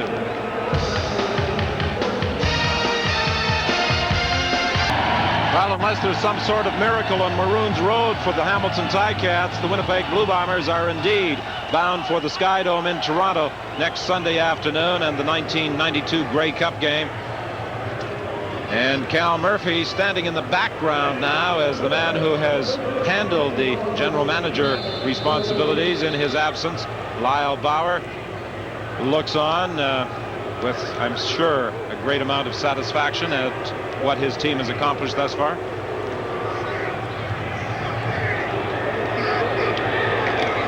The toss to Richardson. And Richardson got a couple of yards before being driven back. Terry Wright was hurt on the final play of the third quarter, and he is also out of the Hamilton lineup. And now Don McPherson warms up. Don McPherson came on in the fourth quarter last week to direct the come-from-behind win over Ottawa, and then immediately left for West Hempstead, New York, where he's very involved in a drug and alcohol abuse program in the high schools.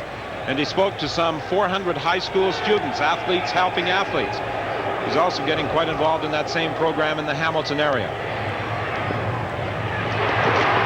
Frank Pillow takes a hit from Corus Irvin, but he manages to hang on to the football. Winnipeg has another first down.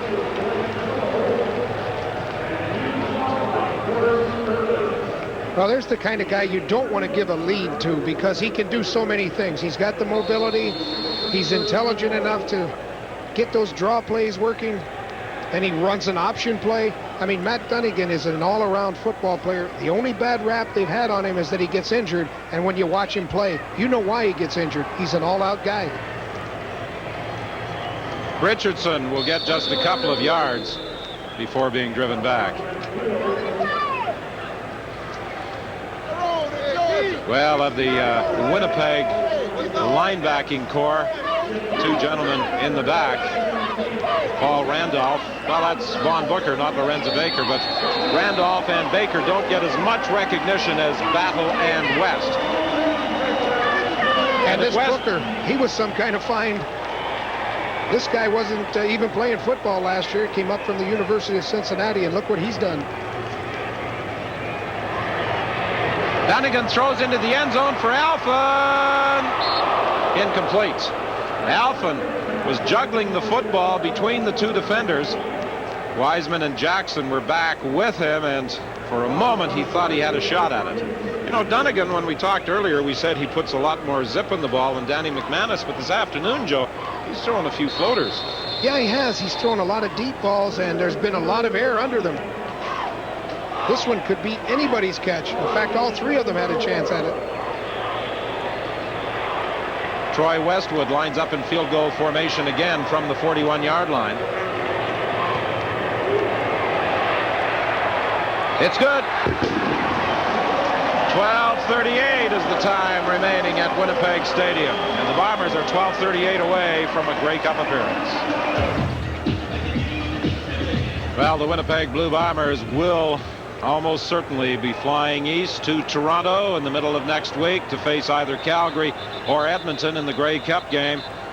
Matt Dunnigan, who missed all but 2 of the team's last 9 games in this Eastern final, has been very sharp in directing Winnipeg's attack.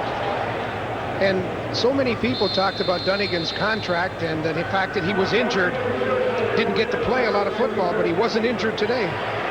Don McPherson comes in, 1st and 10 Hamilton from the 35-yard line. His first pass complete to Winfield, and Winfield got away from Rod Hill and gets a first down before being forced out of bounds. So important for a quarterback to come in and be able to connect on that first pass. That gets him going in his rhythm. It gets him a little confidence. And when you throw to Winfield, you usually will connect.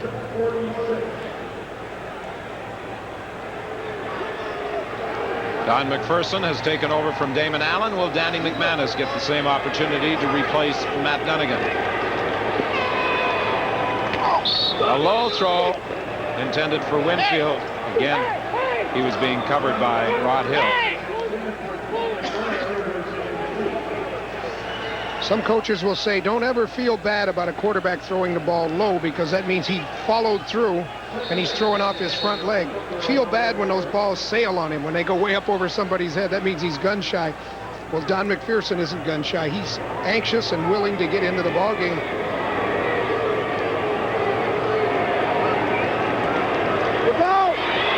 Greg Battle is after him. He tried to dump it off to Lee Knight. It's incomplete. Doesn't seem to make any difference whether it's Allen or McPherson. Hamilton's offensive line is having just so many difficulties containing Winnipeg's linebackers. And if Winnipeg's linebackers, including Greg Battle, face somebody next week like a Tracy Ham or a Doug Flutie in the Grey Cup, that pressure they get from the outside can be a key to it, because they make those quarterbacks pull up.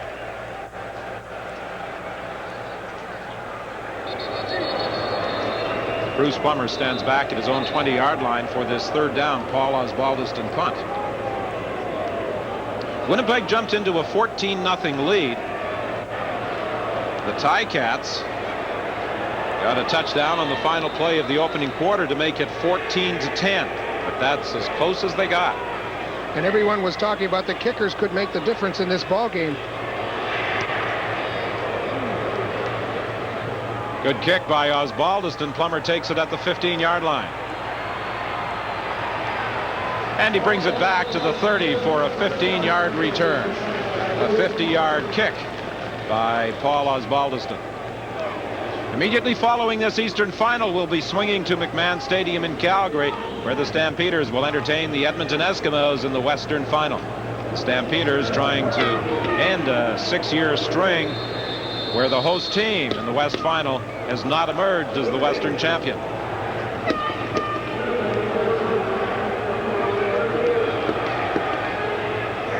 Matt Dunnigan remains at quarterback for Winnipeg. 1st and 10, the ball at the 30-yard line. He gives the ball to Richardson, and Richardson breaks into the open. Out of bounds at the 47.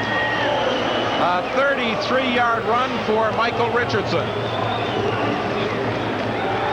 And this Winnipeg crowd, they are so fired up when they see the good running backs. They've been spoiled over the years.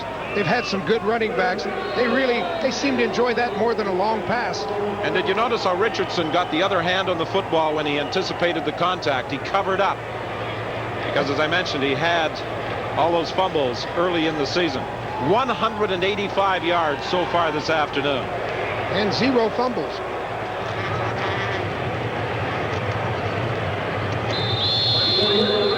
He'll get about 3 more, maybe 4.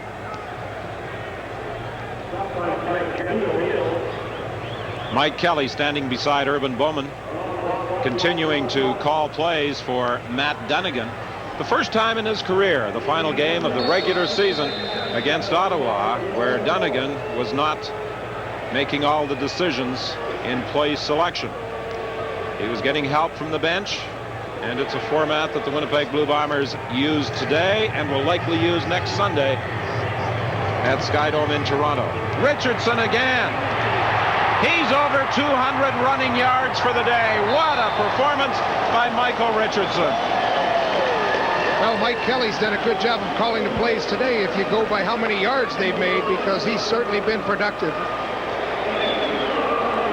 And Dunnigan content to hand that ball off on the draw play to Richardson, but he just looks for the open seam. And watch the power. He runs with some authority. He goes through people.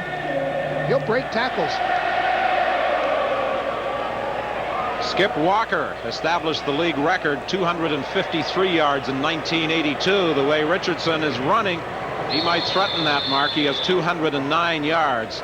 Brett Williams manages to bring him down, one of the few times he's been tackled for a loss. Well, the Toronto Argonauts spoiled Winnipeg's Grey Cup party last year.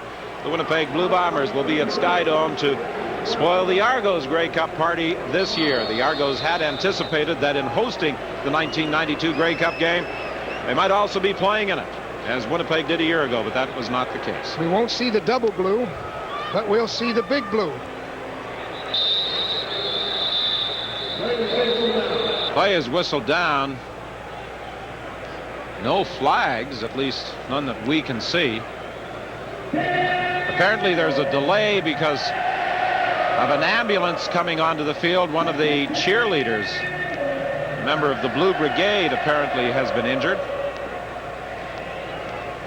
So with the ambulance going around the perimeter of the playing field to the sidelines on the east side of Winnipeg Stadium, referee Jake Ireland called the play off. Now Matt Dunnigan moves up. On second down, Dunnigan looks into the end zone for Gerald Alphen. He's got a penalty flag in the play. I think we'll see offensive interference. Alphen was pushing him off all the way down. He was pushing off Gary Wilkerson.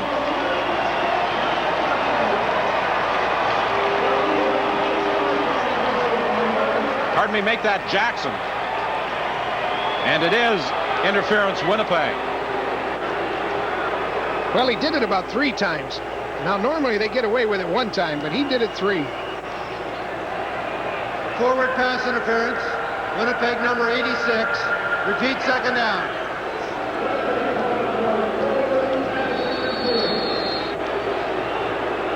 And you see right there, that's about the 3rd bump. And it's supposed to be anybody's ball. Both people have a right to go for the football, but not to push each other out of the way. But still pretty good concentration by Alphen in following the flight of the ball with all that contact with Tim Jackson.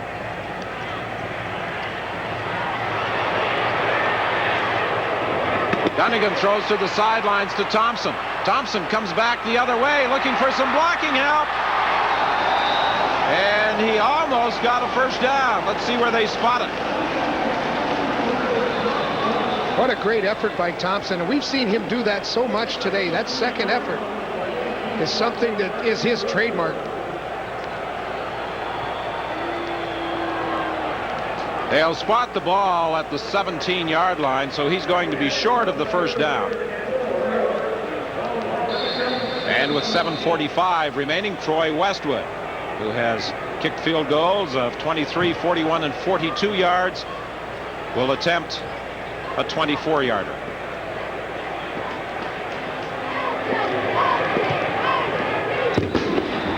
And the Winnipeg Blue Bombers are closing in on 50 points. They lead the Ticats 49-11 with 7:29 left.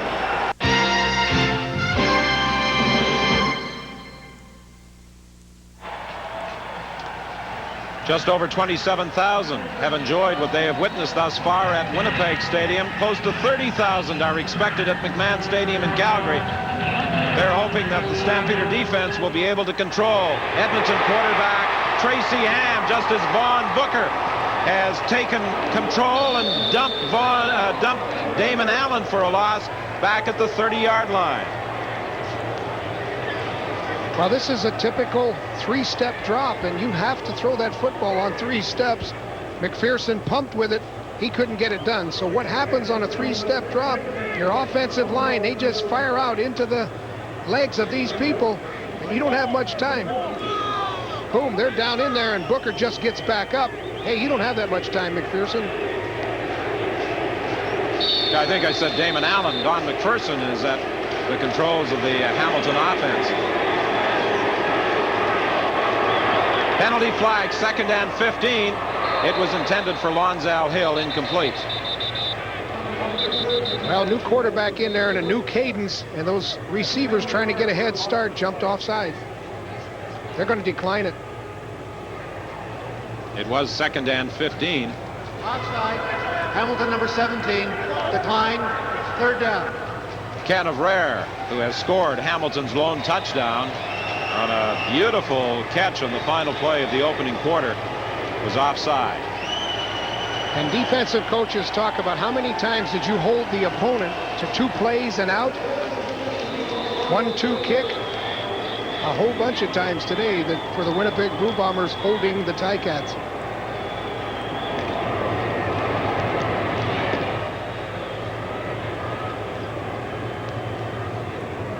Bruce Plummer from the 35, and as he tried to make a cut, Jim Yock came up and drove him to the turf at the 37.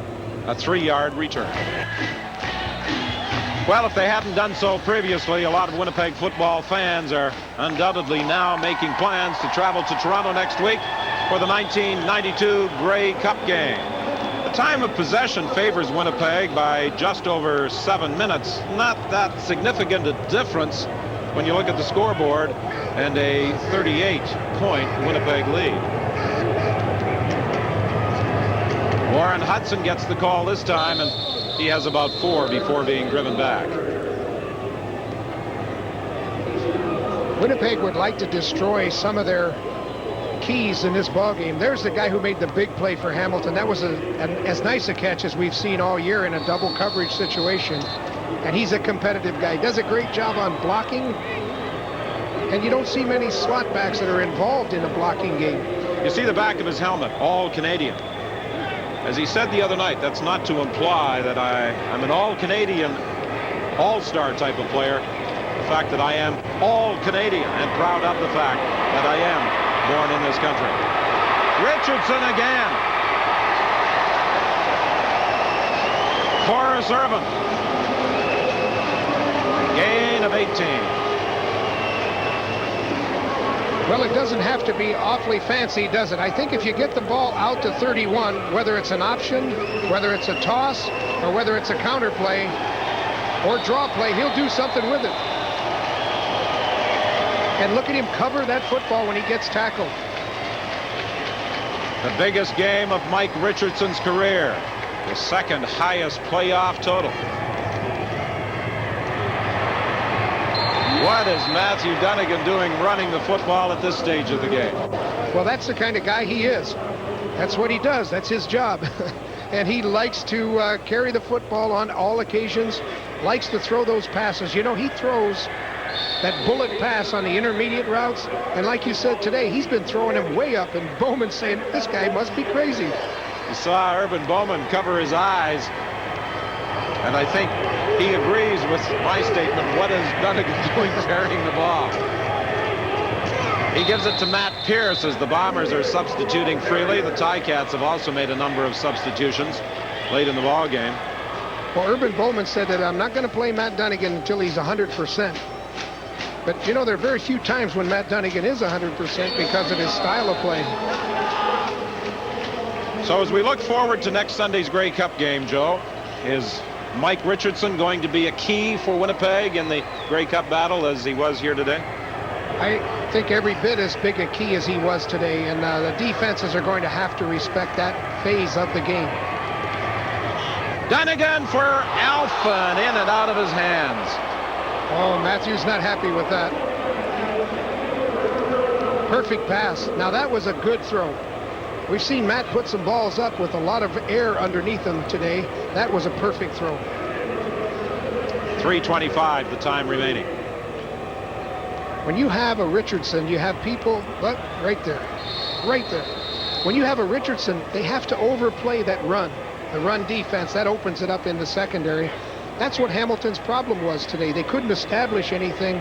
They couldn't get the Blue Bombers to look at any one thing so that they could work their play action off of it. 2nd and 10. Dunigan's arm was hit as he tried to throw, but Thompson comes back to make the catch. But they're ruling, I think, that he had stepped out of bounds with 3:01 remaining in the football game. Fans came to Winnipeg Stadium, 27,000 strong this afternoon, prepared to celebrate, and their football heroes have not let them down. 3:01 remains, 49-11 is the score. Winnipeg will be heading to the 1992 Grey Cup game next Sunday in Toronto against either Calgary or Edmonton. Troy Westwood with a 45-yard field goal attempt. And before they get the play underway, the whistle blows. There's been a request for a change in footballs, apparently. Nick Benjamin handles the third down snaps for Winnipeg. Bob Cameron holds. Troy Westwood will kick.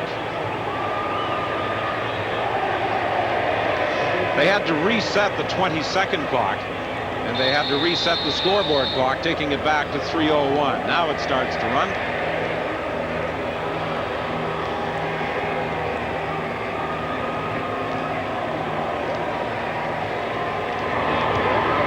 A 45-yard field goal try is good. And in contrast to the 4 regular season meetings between these two teams, the Winnipeg Blue Bombers have turned this one into a rout. 52-11 they lead. And the Blue Bombers are only 3 points away from a playoff record they established in 1984. One of the things with a swarming defense like Winnipeg has is that when you get a lead, sometimes you can just totally dominate the other team because they just can't get anything established. And that's the way it's worked with those linebackers of Winnipeg. They have really been active today. Those 55 points in '84 that Winnipeg scored were against Edmonton. Greg Battle intercepts, and Battle is brought down inside the 10-yard line. Every time we see Greg Battle run with the football, we wonder why he's not playing in the backfield. This guy's some kind of athlete. He just dropped back in zone coverage, took the ball away, and then he was running. I think Urban Bowman a chance. has decided it's time to take the headset off as well. And put Danny McManus in, which is a good decision. You wonder how many times Dunnigan's going to take a hit in this game when they've got another playoff game next week. So many teams, Joe, have moved a defensive back up into a linebacking position because of the need for more speed in their pass coverage. Winnipeg doesn't have to do that because they have a guy like Greg Battle, who in the past has on occasion played safety. Yeah, he's got the speed that he could play safety without any problem. McManus hands off to Warren Hudson, and he drives to about the 5-yard line. There's a penalty flag on the play. Frustration, easy for me to say, and emotions at the tail end of the game, overflowing just a wee bit. Go to the ear, right here. Go to the ear, right here. Right here. Well, they've been saying that for 3 days, that Urban's the coach of the year. He got his early shower. Paul Randolph, he's doing it in a nicer way. He's just telling him person to person. But there has been glowing accolades bestowed upon Urban Bowman, and one of the great things that he did was that he stayed with his ball club, got the good players in there, and hey, John Gregory's done a great job this year as well. It was a difficult situation that Urban Bowman was forced to step into. First and goal, Winnipeg, with the penalty against the Ticats. The toss to Matt Pierce, touchdown.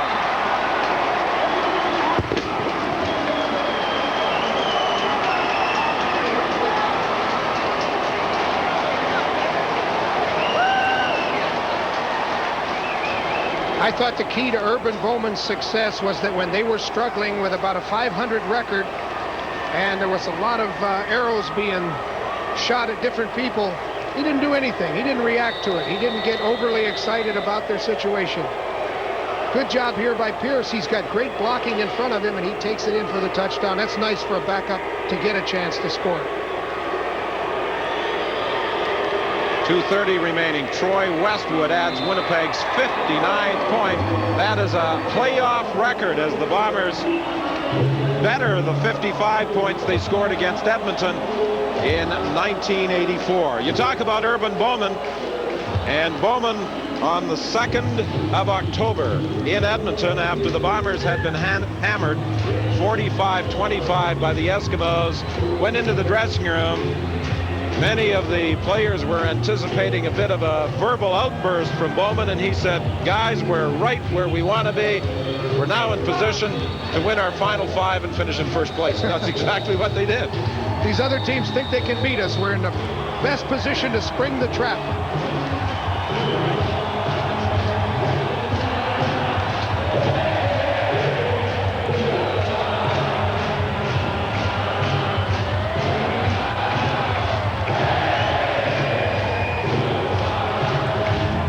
Well, Winnipeg football fans were prepared to celebrate today, but I don't think they anticipated anything like what they've witnessed. 59-11. They lead Hamilton.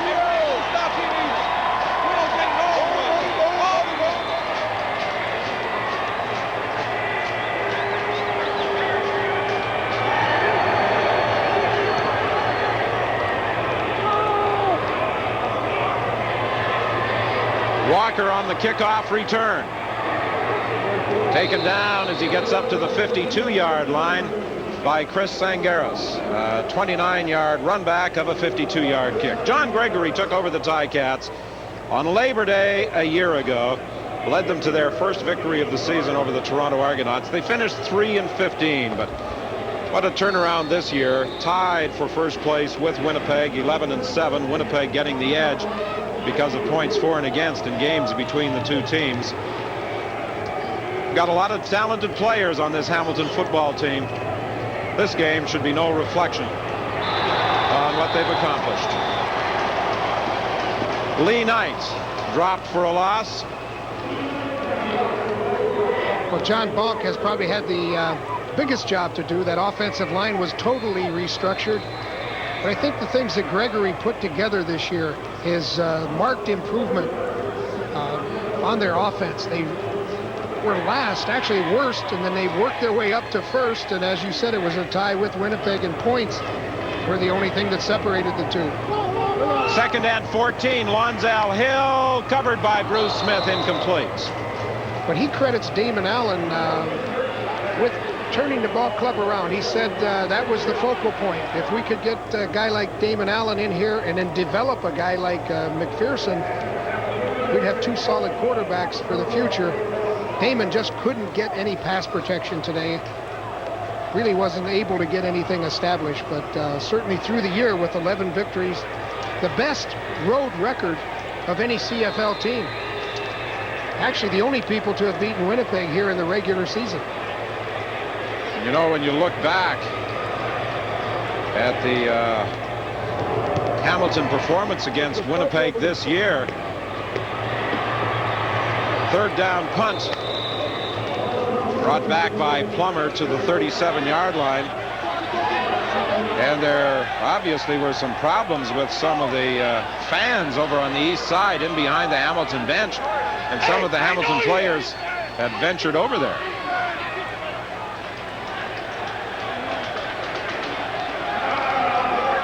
John Gregory attempting to settle things down. With the snow in the stands, the spectators making snowballs and, not surprisingly, throwing them at players on the Hamilton bench. Just keep the helmets on, guys. Forrest Irvin was up in the stands.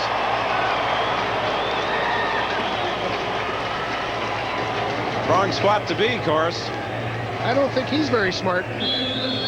Matt Pierce, the ball carrier, stopped after a gain of a couple. This is the time to get around your teammates. Is he signing autographs? Well, a couple of the spectators and security people trying to intervene as one of the fans was saying something to Irvin, but he went a long way up in the stands. Now, how did he pick that guy out way up about 25 rows back? He must have known him from before. The problem for John Gregory and the Ticats is that Irvin isn't available with the defensive unit out on the field right now. Ricky Royal is in there in his place. He may be in his place for a long time to come. It's not a great decision to run up into the stands. I know Mike Ditka tried it a while back. Bob Vespiziani is still keeping that intensity because he wants that up front. They got to get some pressure. 1:24 is the time remaining in the game. Scott? Well, Don, the Hamilton players' frustration has mounted the whole game. You know, early in the game, they were being subjected to snowballs and pieces of ice thrown out of the stands by fans on that side of the stadium. And Orville Lee, in fact, was hit with one and threw it back into the stands. It hit a fan in the head, I think. I don't think the fan was hurt, but it certainly added to the frustration, and it just boiled over there a few moments ago when Corus Irvin went into the stands. An unfortunate incident. Scott Walker on the punt return. It draws a penalty flag. James West makes the tackle. No yards will be the call against Winnipeg. A 35-yard kick, a 3-yard run back. Well, Miles Gorel knows what a difficult year it was last season in Hamilton. He was with the Ticats, suffering through their 3-15 year. Now he's headed for the Grey Cup game as a member of the Winnipeg Blue Bombers. Have some fun. Yeah, he and Chris Walby said we're bookends. I'm not going to Disneyland. I'm going to the Cup. Toronto, whoever we play, they better watch out because we're coming to kick ass. 80 and Tom.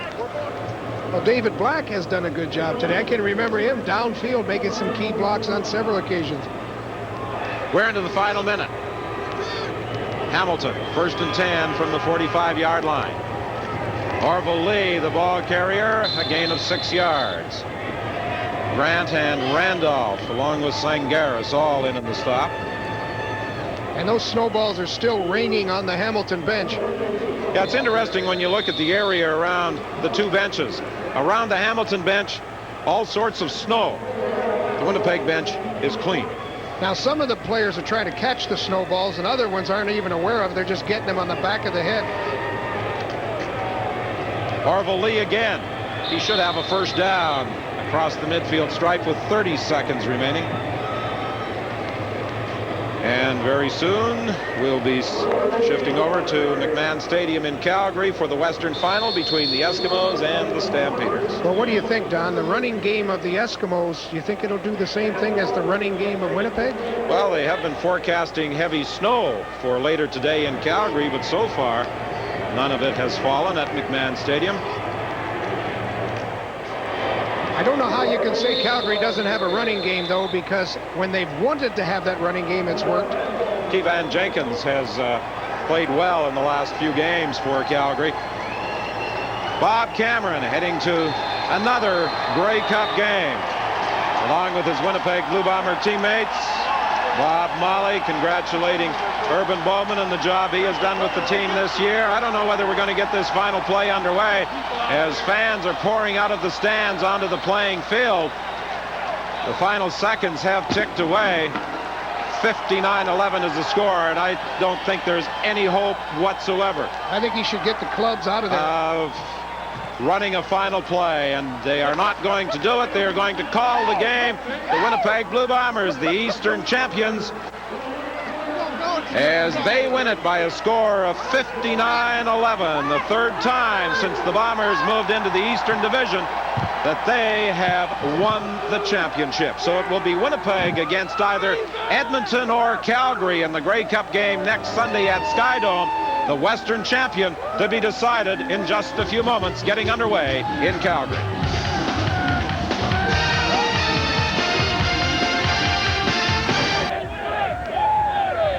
It was clear early in this East Division final the Bombers would not be denied a berth in the Grey Cup. The 59-11 final score, testament to just how dominant the Bombers were over the Ticats today.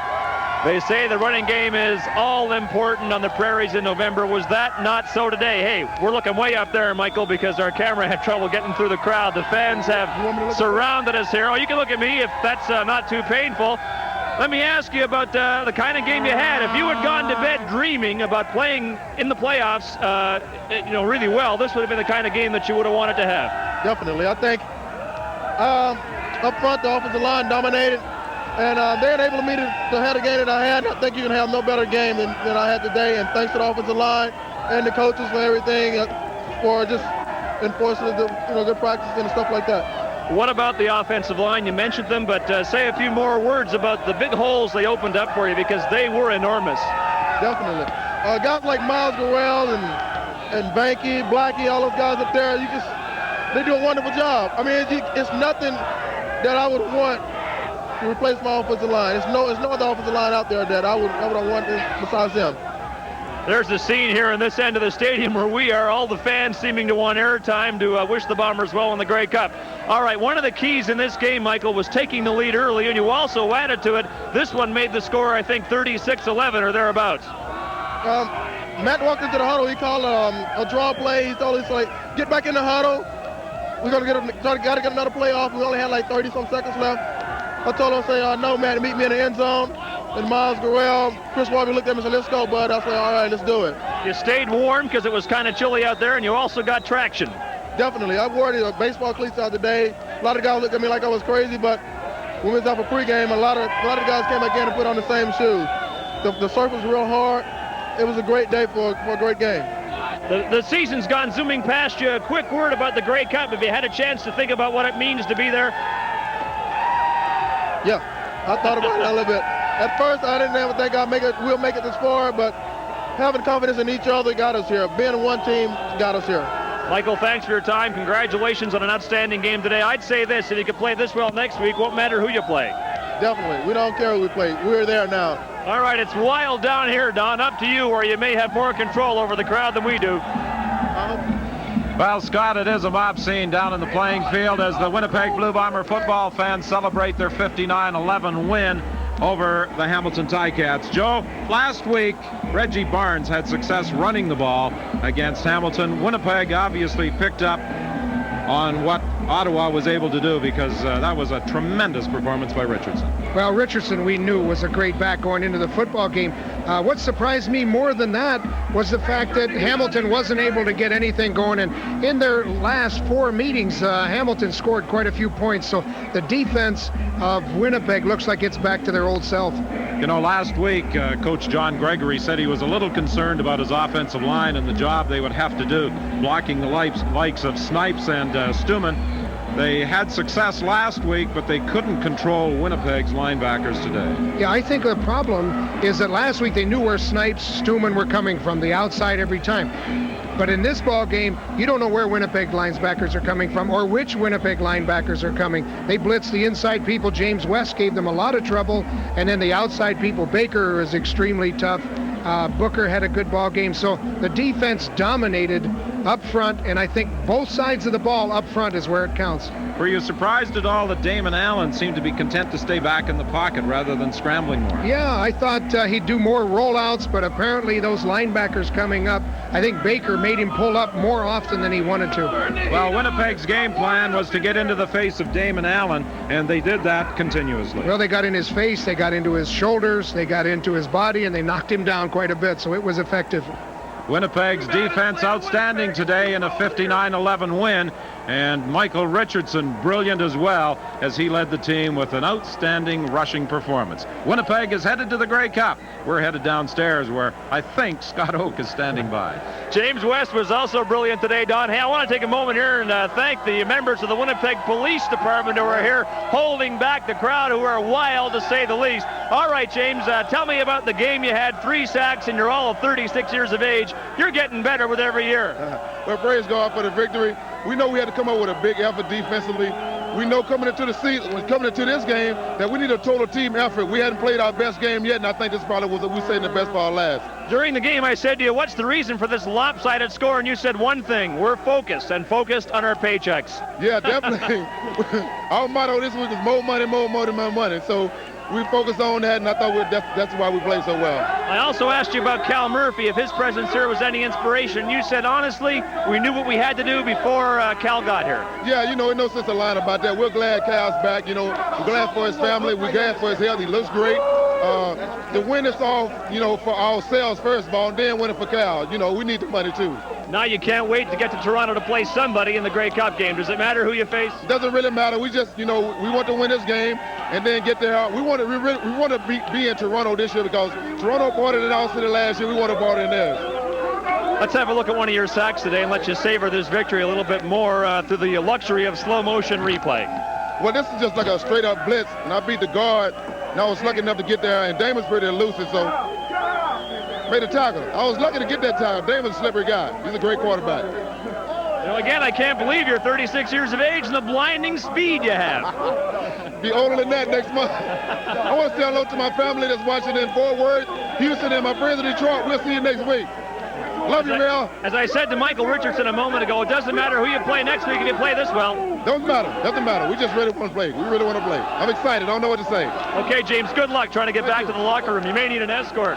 Well, the Bombers don't often lose at home. Winnipeg Stadium home field advantage really seems to mean something. And because the Bombers made the most of it today, they're in the Grey Cup game for the 4th time in 9 years. They're on a 6-game win streak now. And if they can push it to 7, the Grey Cup will be theirs.